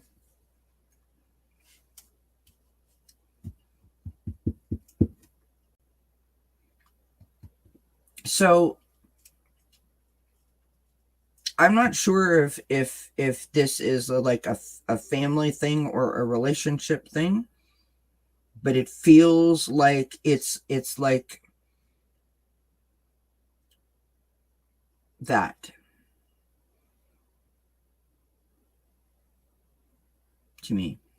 And I'll show you what I've got. So we start out with the Nine of Wands. The Nine of Wands is you're feeling battle weary. You're trying to protect yourself, wrap your, keep your boundaries around you. You are determined and resilient, but you are also battle weary at the same time. So that's, you still got some fight left in you, still got some spunk left in you, but you're just like, it doesn't have to be this hard kind of energy. So that's, to me, that's kind of like the frustration of you standing there going like, oh my God, can you just open already? Because I'm going to be late for school. I'm going to be late for class. I'm holding all these books. You know what I mean? It's like that kind of vibe. You have the Queen of Swords coming out next. And the Queen of Swords energy is someone who is very methodical, someone who's very logical, very analytical in their thought process. They're a great communicator, but they sort of communicate after they have assessed a situation, right? Like they don't say anything until they've figured it all out. So just keep that in mind. Then we have the Moon card coming out. Okay, so the Moon card, interesting energy, because the Moon card is either showing us something that we don't know is there, showing us something that we thought was there is not how we see it, or just giving us enough light to see the path ahead. Then we have the Nine of Cups, right? That's your wish fulfillment card. And then we've got the King of Pentacles. So that's your solid foundation. So the reason that I said is this about family or relationship is because I've got a Queen and a King. And on the bottom of the deck, I have the King. And below the King, underneath the deck, I've got the Queen.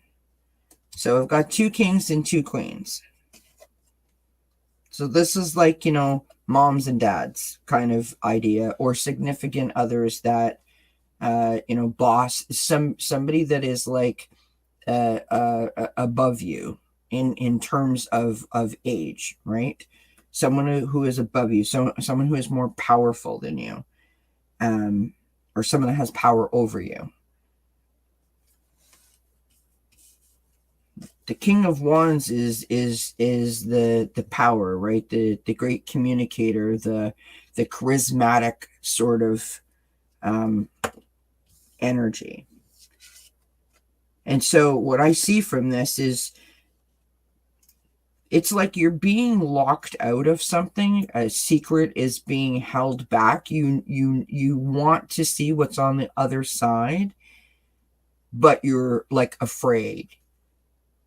And so the more you try, the more you want it, but you're not actually sure if you want it, if that makes sense.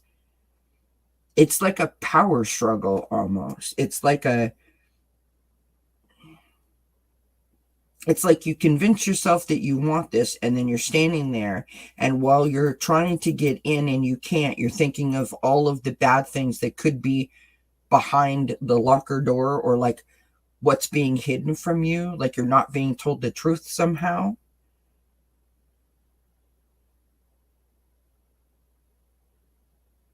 And it's like you don't, like your foundation is completely not secure because you've got the Moon and the Nine of Cups and the King of Pentacles. Those don't actually sort of I'm not saying that they don't go together, but they're sort of like opposite of each other, right?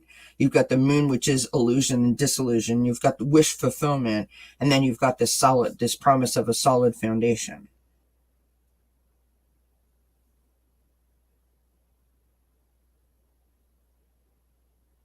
So the locker door and not being able to get in to me represents something that is being blocked from you, or something that you feel that you can't penetrate, you can't get through, and you want to get on the other side of that. You want to get out.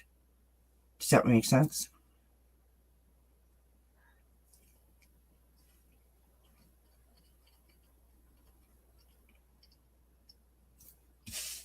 That's what I got. Of course, it could be totally off my rocker, but that's what I got. For entertainment purposes only. I am not a dream interpreter. Charlotte, what's the matter, sweetheart? I hear you. Oh, you're very welcome.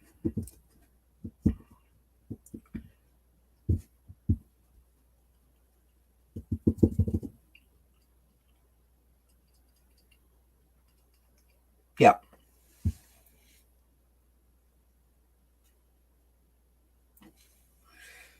Angela, if you're still here, I wondered to myself about, because I think that Angela does that, or can do that. Angela can speak to that astral planing stuff.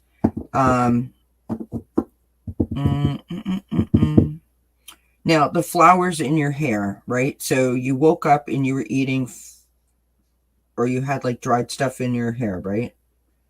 I'll have to go back and read that again. Don't type it back in. I'll read it. I can scroll. I forgot. I'm inside now. I can do that. Let's go with the flowers in my hair. Okay, so I got up and I was combing my hair and it was falling out of my hair. It was weird. It was like dried flowers. We don't have dried flowers. Okay, where the...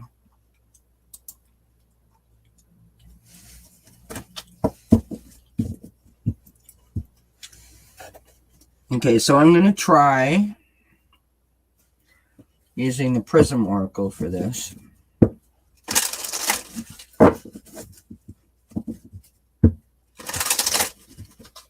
Really, Cali Healer? Now, see, now that you just gave me the total chills. That's totally cool.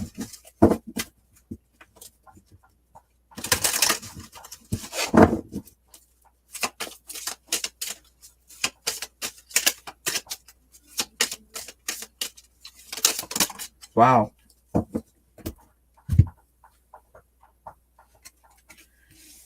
These two cards literally, I mean, did you see them leap out? You've got energy and happiness. Like when you first said it, I thought of like a halo, right? Like the wreath of flowers is like a halo. It's like an angelic kind of cap, if you will, or an angelic kind of hat. And like the flowers of life, the flowers of, you know, the flowers, things blossoming, things, you know what I mean? You see where I'm going with that? That's the cat story that you can hear.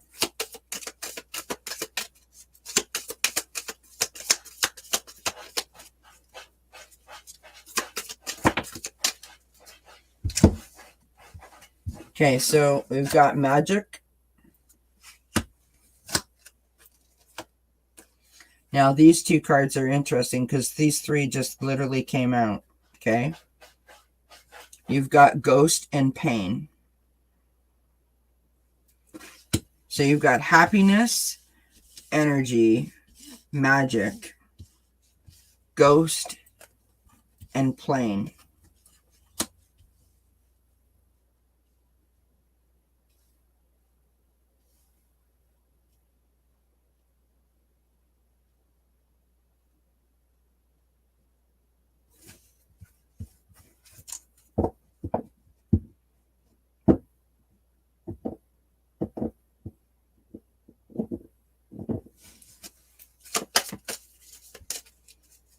there's something that you're hiding from, something that you have like a mask on about, something that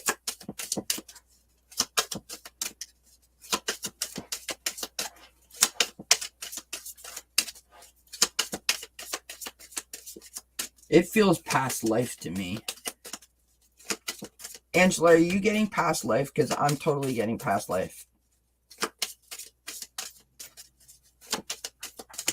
I'm going to pull a past life card in a minute.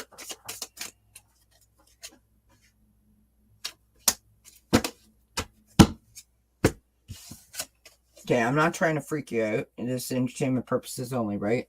I got rejection, and I said past life. This is like something that happened in a past life. This is like running away, bride left at the altar, kind of not being seen, hiding behind the veil, something like that. I don't know why I feel that, but there you have it. I can't explain it. All right, so I've got my past life oracle out.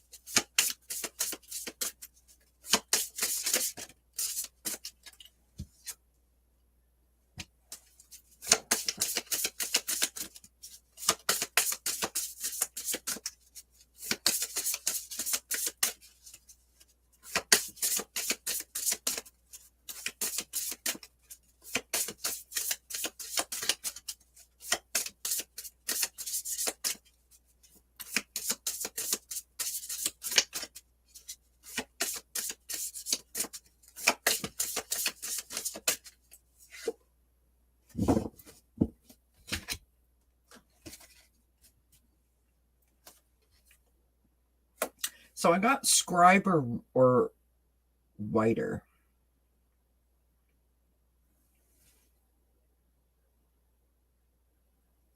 So the scribe is like the architect, right? Is the architect of the records. They're a very religious person, I believe. Unless I'm totally wrong, which it's late, so that's possible. Okay.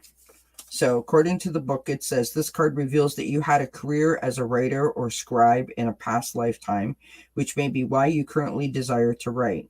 You have natural thinking style of someone who can organize thoughts into the written word. The fact that you had the discipline to sit down and write in that previous lifetime shows that you can exercise the same traits in this life.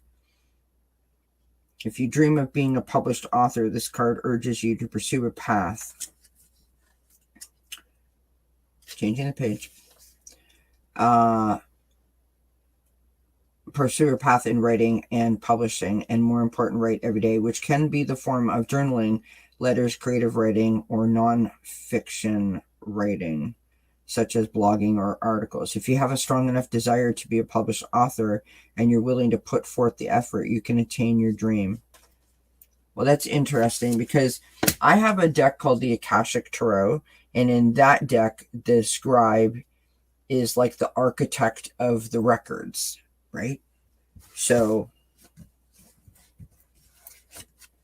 anyways, we'll pull another card. Oh, you were in a coma? Wow, that's... And you had an out-of-body experience when you were in the hospital? Sorry, I'm like half reading and half doing this at the same time.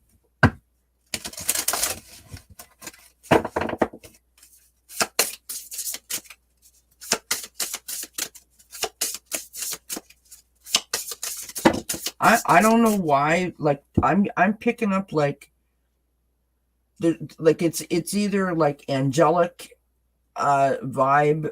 That's what I was picking up before I pulled these, right? Either angelic vibe, Kali healer, or like lost marriage or something. Maybe even like religious, like confirmation, so like running away from that, hiding behind that If I don't know if I'm making sense or not, but that's do you get what I'm picking up on? I must be getting tired because, like, literally, I'm getting nothing here.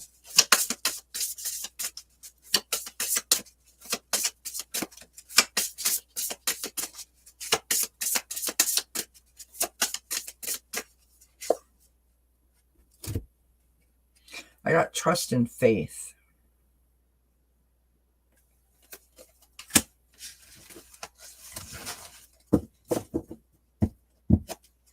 Yeah. I feel it's like, I don't know, it's like angelic, like there's something about that, like a halo-y kind of vibe, if that makes sense.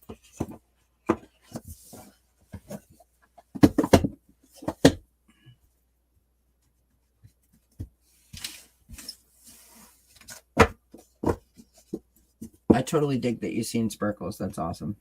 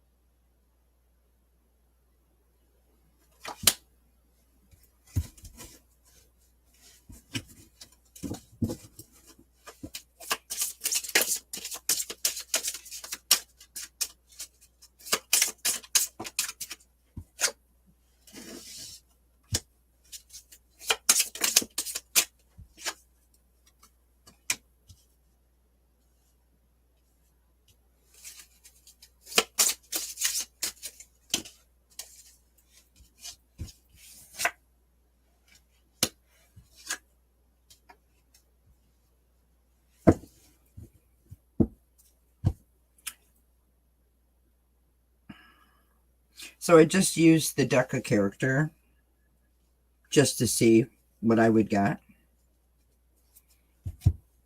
So I've got ocean, I've got mountains,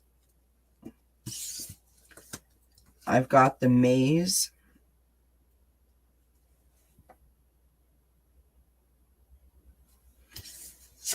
I got guts, I got swamp, and on the bottom of the deck I've got the plateau.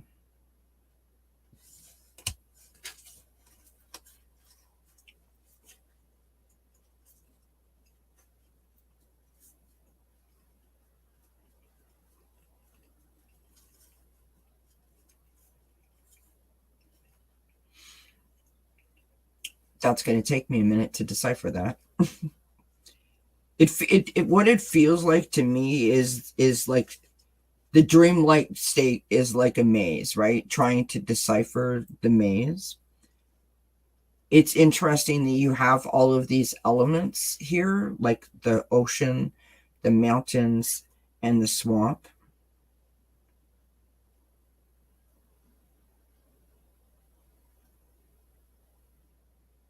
And I wonder if it's like an elemental, like fairy,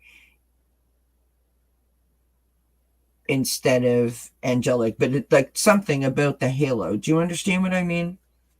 There's something there about the halo in terms of like a purity or a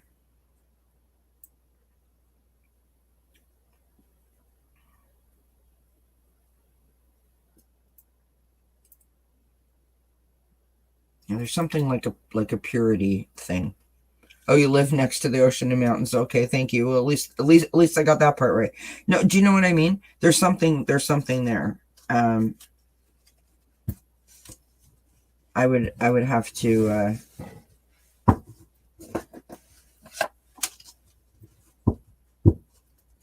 I'm not getting any more than that, but there's something about that seems very angelic or fairy, like elemental kind of world to me.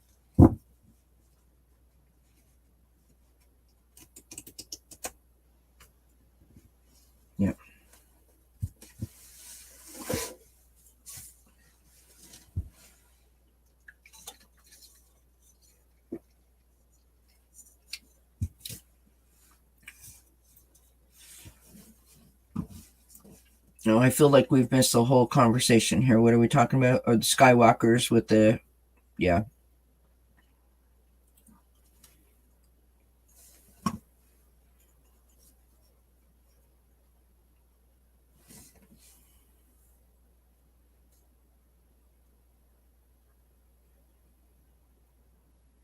If I wasn't so tired, I would try to like see if I could get anything like what do you call it? Hello, what's my name? Like psychically or whatever, like through mediumship, but I don't think that I could right now. I'm tired. Um,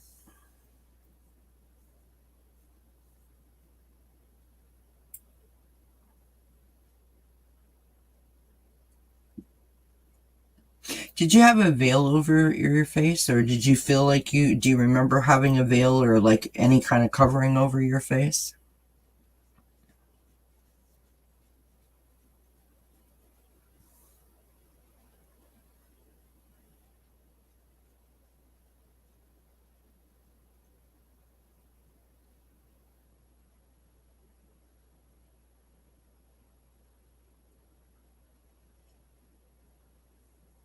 Do you remember in your dream?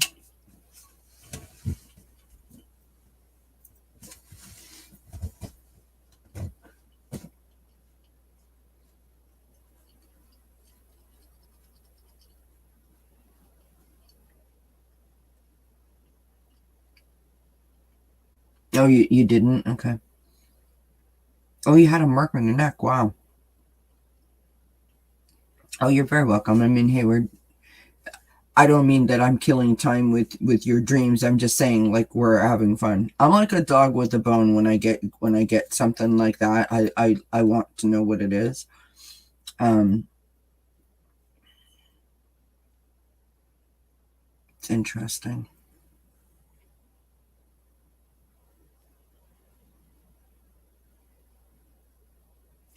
Okay, so for the people that are here, do you guys want to try a little exercise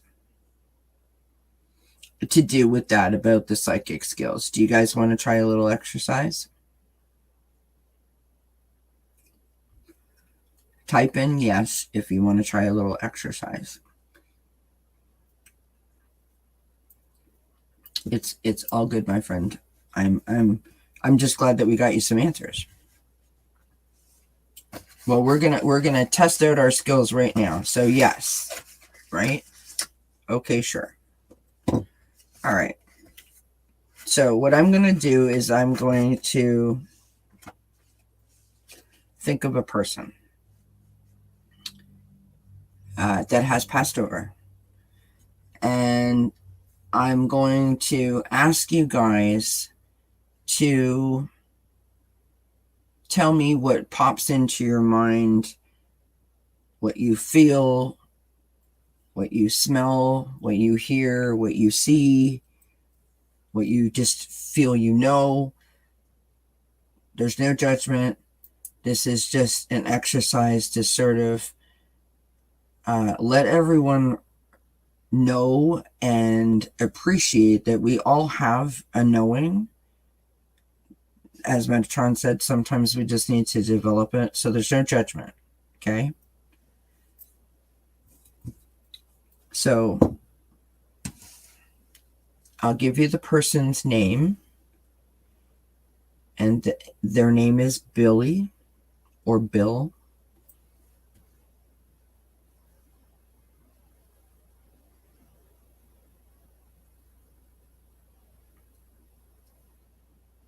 And just sort of let that sort of sink in for a minute.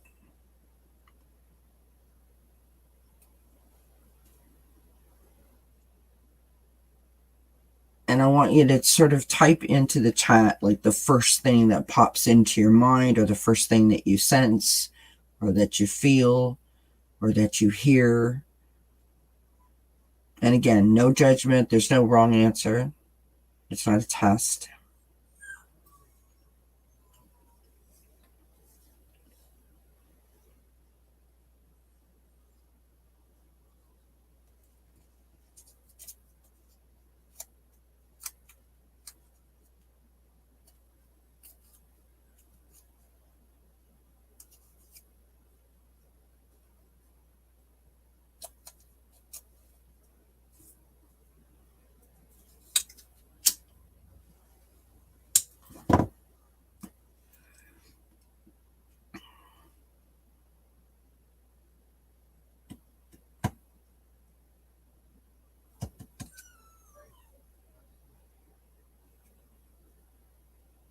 You guys are all doing awesome, by the way.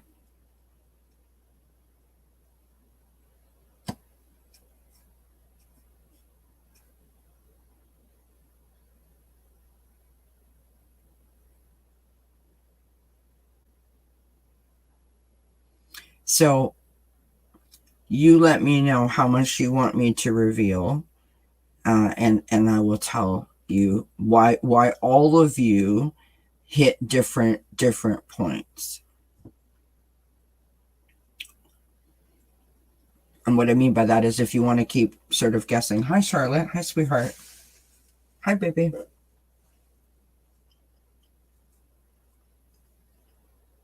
Hi, sweetheart. Want to come for a visit? I know I'm not sitting in the right spot, am I?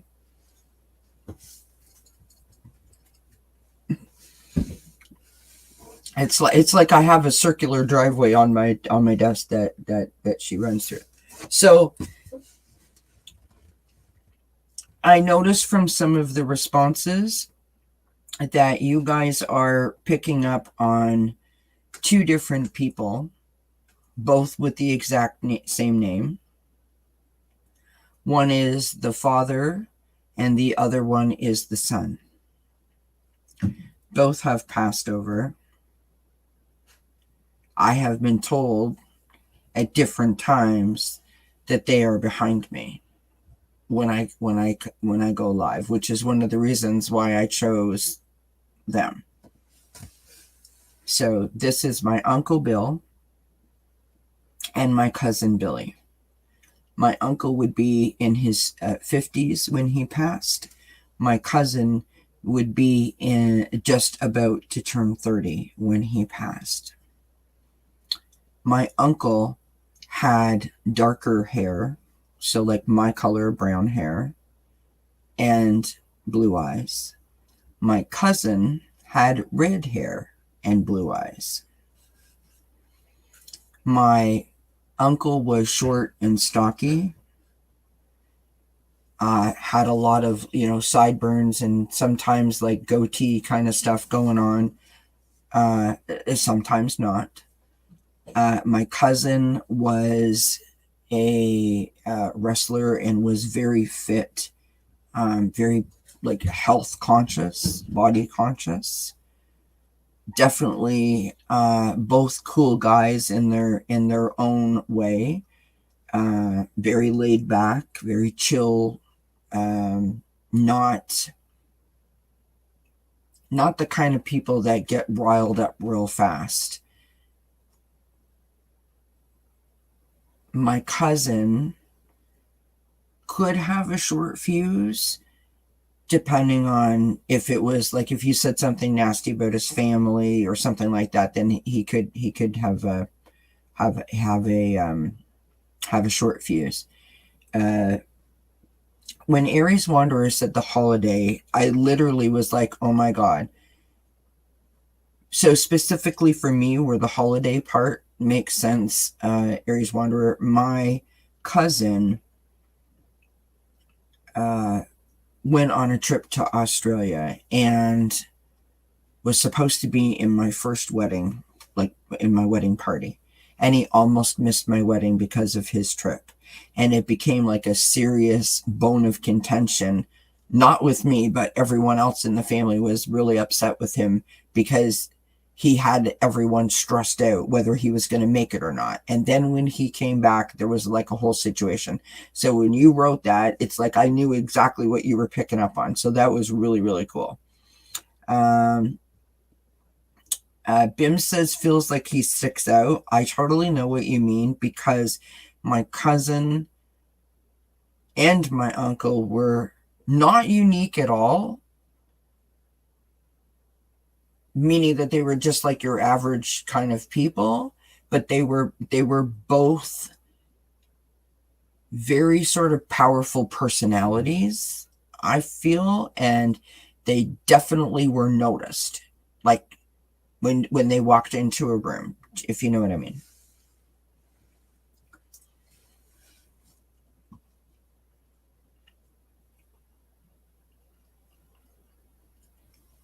And the plaid shirts and jeans is totally would be both of them actually. And what's funny about the plaid shirts and jeans, not no judgment, and I'm not stigmatizing in any way, but they lived on a farm, so that was kind of like typical dress for them, right?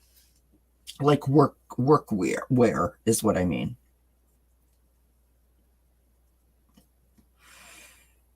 No, Linda, when you said red hair, I was like, oh my god, because that was my cousin Billy. My cousin Billy had red hair. Yeah, they did. They both passed young. And you kept getting the little and the older. Yeah. That's so cool. When I mentioned the two people you suddenly saw white haze, that's beautiful. I've been told by several, like I've had readings before from like mediums that have both told me that that's the first thing that always comes out is that they're behind me. So the point that I'm trying to make by that little exercise is that we all have that gift, and you had no time to think about it, and nobody was really wrong, right? There's no judgment. You just picked up on what you picked up on. And that is just one of those confirmation things to understand that we all have an ability. We all have a knowing. Sometimes we just need to have the opportunity to exercise it. Right? Susan Lynn, who I adore, I think she's fabulous, came here and did that exercise with the whole chat live, and that was awesome. She brought in her dad, and she asked us to, you know, pick up or say what we were picking up on. Totally put me on the spot, FYI, and the chat, and it was just one of those wonderful learning moments to remind all of us that we all do have the ability to tap into an energy, and it kind of makes you feel like, wow, I didn't know I could, and to want to work that muscle, you know, to sort of give it a go.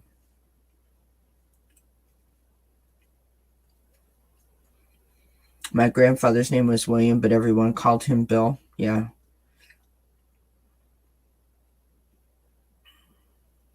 My Uncle Bill was the greatest guy in the whole world.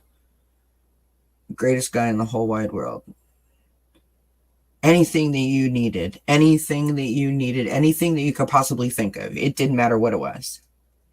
I remember going to my uncle's farm when Mark and I first moved into our house and said, and this is crazy, you guys, Uncle Bill, I want an old-fashioned water pump, you know, like for outside, that I wanted to put in my garden. So if you happen to come across one, or you know anyone that has one, because he was always going to garage sales and estate sales and so forth, right? And I'm like, if you happen to come across one, let me know. He's like, come with me. He had one in the barn. You know, just laying around, just waiting for me to ask. He was just that guy. Like he would, like he could fix everything, like all the machinery and the cars and whatever, like, you know, and he was just, I remember when I first got my trailer that I was talking about earlier tonight, that I was like, you know, I need to get some replace the carpet in my trailer, and he was like, he had like rolls of carpet in the garage that he gave me. He was just one of the he was just so kind, so lovely, so willing to help anybody.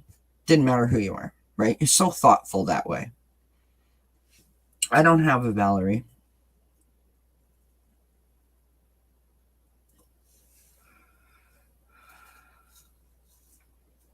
I know a Valerie, but I don't have a Valerie.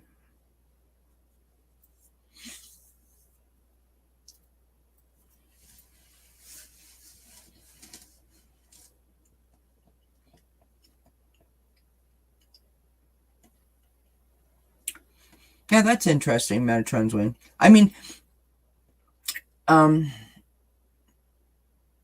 like I belong to a couple. Well, I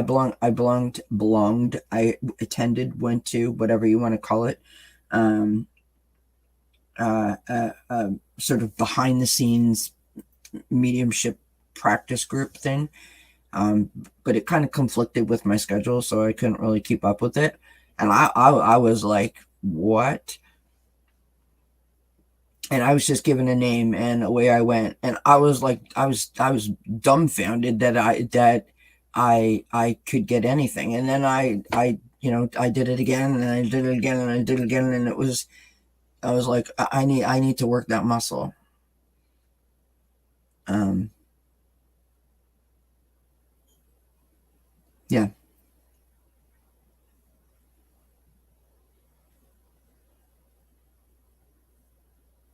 But what's funny about it is that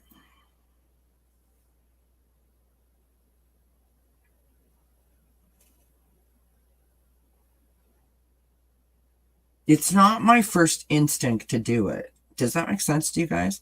Like when I get like a thought or a pop or something, and I'm like, my first idea is not like that's a message or that's a hit or whatever. It takes me a few minutes to figure out like, oh, that's what that was. I have no sense of smell and taste, or very little anyhow. I tried imagining what smell would come with Billy Billy, but couldn't. That's interesting, Bims. That's kind of cool that you did that. Um, we were at my niece's dance recital, and my uncle had come for the first dance recital. Like, okay, so it used to be a thing. The dance recital was near my sister's birthday, or held near my sister's birthday, and so we would all go as a family to celebrate the my sister's birthday and the dance recital with her daughters. And on the first year after my mom passed, the whole family went to sort of support, right? To Because Nanny wasn't there, and so my uncle was there. My uncle always was like dressed well, like when he went out, right? Wearing his jewelry and stuff like that. And the next year, he was then gone. And literally, myself and two of my aunts, one being his wife, and the other one, my other aunt on the other side of me, like they're sisters, my mom's sisters. I'm in between them, and all of a sudden, this waft, like just boom, hit us. Like the both of us just looked at each other, like, what was that? You know what I mean? And it was like we didn't want to say it out loud, but I knew that she knew what I was smelling, and vice versa. Do you know what I mean? It was one of those weird things. And I was like, oh my God, that's Uncle Bill. And my other aunt, his wife, just looked at us. She's like, what? Uncle Bill, what?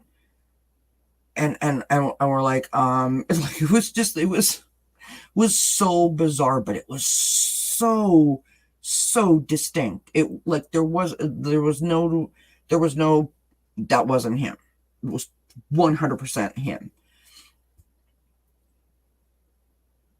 And it was just awesome.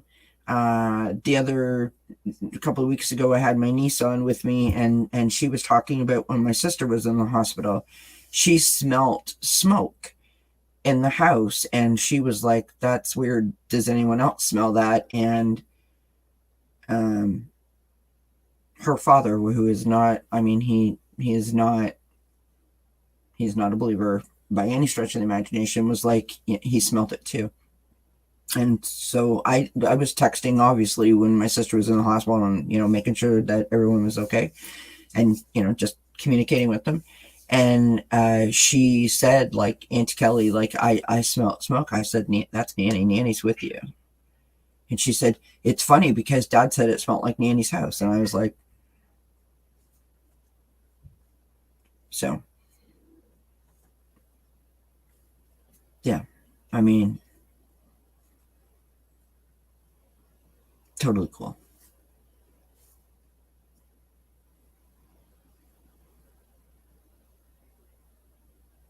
I love that. I love, here's the thing that I love about that. When you can have when you can give someone comfort. Okay, so when I said before that it was 11:11, there was 11 people in the chat, and we had been on for 3 hours and 11 minutes, and that my mom was looking over my shoulder.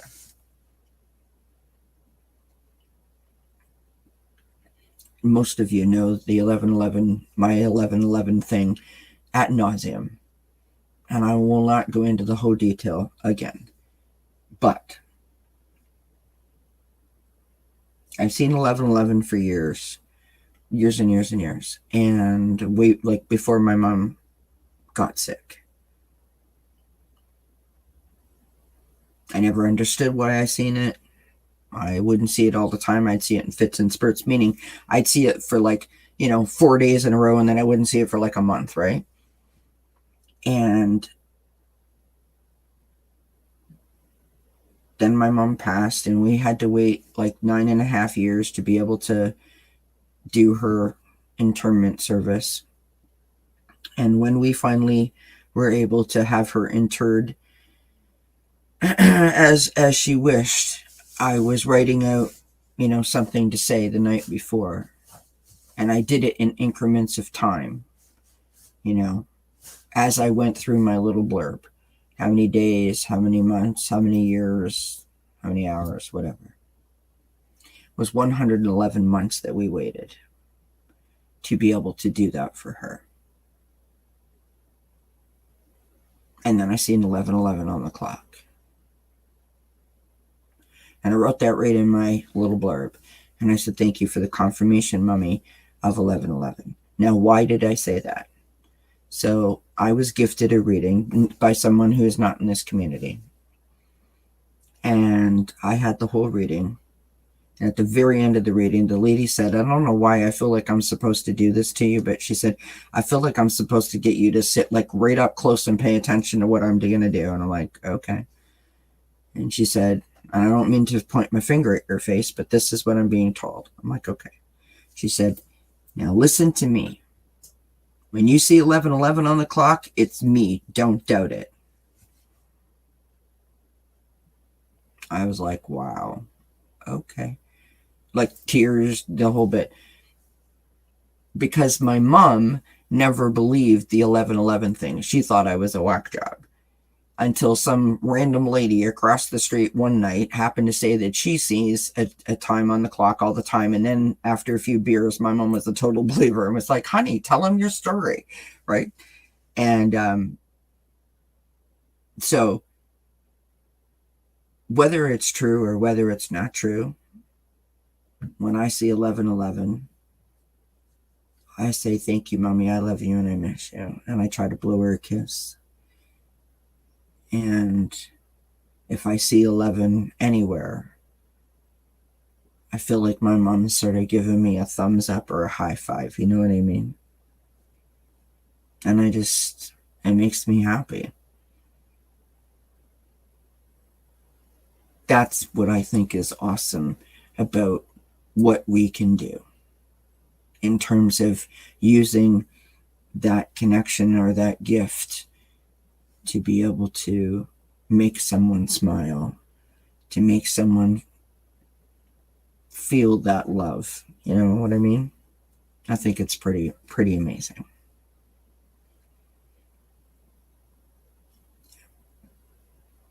I'm happy that she comes to visit me too. Listen, I talk to her all the time. I'm sure she is like, lady, shut the hell up. I'm talking to my mom nonstop. There are times when I feel her around me more often than others, and then there's times when I know that she's totally with my sister. 100% I know she's with my sister. But I also know when she's around me. And I just think it's the greatest honor in the world that she, out of all the people that she could visit, that she chooses to visit with me. It just makes me feel real special. Good night, my friend. Thank you for hanging out with me all night. I really, really appreciate you. I wish you many blessings. I hope you have a great weekend. Mwah. Night, night, Linda.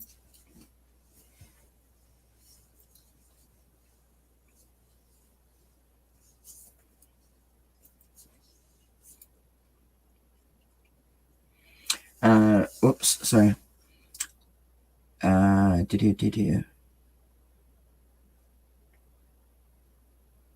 cousin passed away. She was my best friend. She smoked. I was going out of my sliding patio door.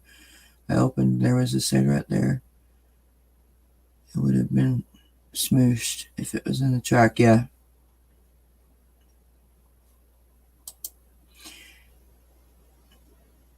Just before my mom passed, my mom went in the hospital, and we were waiting for my mom's husband, we'll just call him that, to show up. And when he showed up, I went outside, and I was standing at the car door. So he was in the vehicle, and my mom's neighbor, we call her Auntie, was in the car. And I was standing on the outside of the front door of the car, like the driver's side. And I was talking to him through the window. And then he was coming to get out. So I sort of backed up as the door opened, right? But I didn't back away. I just backed up.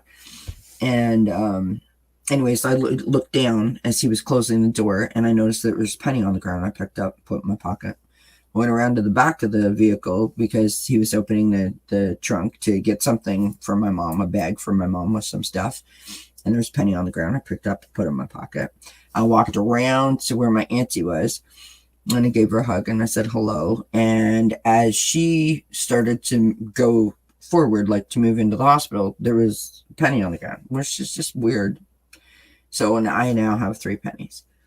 And I have them in my pocket. And I walk into the hospital, and I say, "Oh my God, Mom, I found 3 pennies outside by, Dingbat's car." And my mom's like, "Oh my God, that's so cute." So then there's that whole thing about, find a penny, pick it up all day long, you have good luck, that little saying. So she's like, let me see them, let me see them. So I pulled them out of my pocket, and I have him in my hand, and she put her hand out, and I put the pennies in her hand, and she held on to them, and she kissed them and kind of blew it at me, and then gave the pennies back to me, and I put them in my pocket.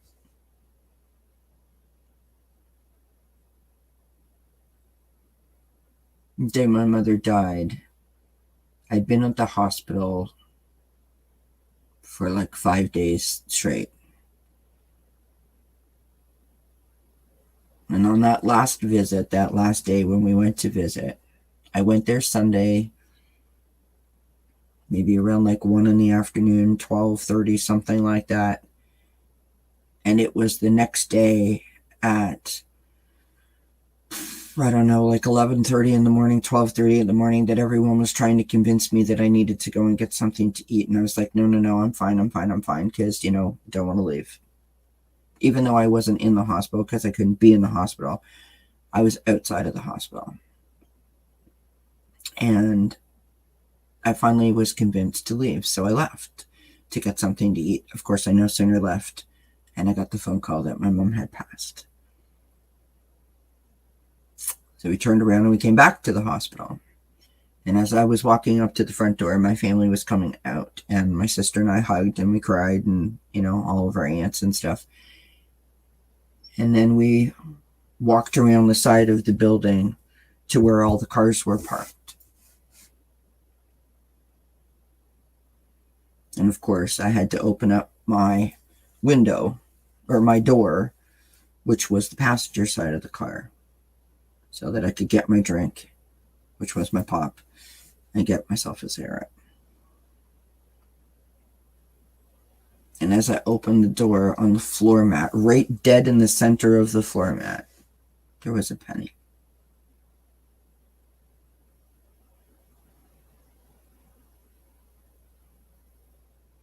I was like, thanks, Mom.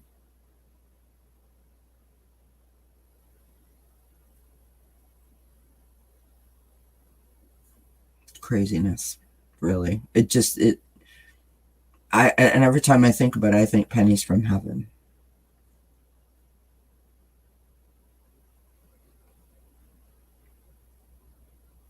And it's just so neat to think of all the ways that the people that love us can let us know that they're thinking about us. Do you know what I mean?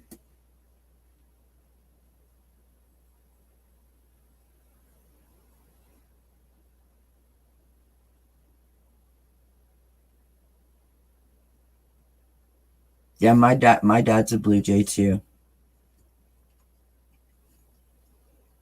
I was sitting outside. I think this was, I don't know if it was last summer or the summer before last. We have a bird bath, as you guys saw out there, and this blue jay flew onto the top of the fence, and it was like the biggest blue jay I ever saw. Like, honestly, not being smart, it was a big blue jay. It just kind of stared at me for like the longest time, and I was like, okay, what are you doing? Sizing me up? Like, are you looking at me like I'm lunch or what? Anyway, next thing I know, the blue jay flew into the bird bath, and that blue jay entertained me for like 20 minutes straight. It went from the water fountain from the bird bath to the water fountain, and then from the water fountain back to the bird bath, and it was like dancing all around and moving all around, and it was like it kept looking at me and strutting its stuff and shaking its feathers, and I thought, you're totally entertaining me right now, which is exactly what my dad would do. And here's the point: whether it's my dad or whether it's not my dad, it made me think that it was my dad, and that made me feel good. And I was like, okay, that's my dad. So, do you know what I mean? And that's what I think is beautiful about it, is that it can give that gift of comfort and love to anybody, right? And I just think that that's wonderful. Anyways, you guys, oh, hi, Julian. Nice to see you. I am super tired at this point. This is 4 hours, and I was on for 2 hours earlier, so that's like 6 hours worth of screen time, which is more than I've had in a really, really long time. I have so enjoyed tonight. Thank you so much for hanging out with me and for talking about all of our great stories and our great reads and cards for everybody. This has been so much fun. I really, really enjoyed it. I hope you guys enjoyed it too. But I have to go. I have to get some sleep. This weekend we are doing the side yard of our house for the second time, which is too long of a story to tell, but we have to repeat it. And so we have lots of work to do out in the hot sun tomorrow, digging and scraping and moving, and yuck, yuck, yuck, yuck. But must be done. So I want to say goodnight. I want to say, excuse me, thank you to everyone. Much love, and I wish you many blessings. Have yourself a great weekend. And don't forget, I'll be back on Monday night at 7 p.m. Eastern with Deb Purple Elephant talking about communication is a lost art, or is it? Bum, bum, bum, bum. Anyway, much love, you guys. Mwah. Have a great night. Many blessings. Bye-bye.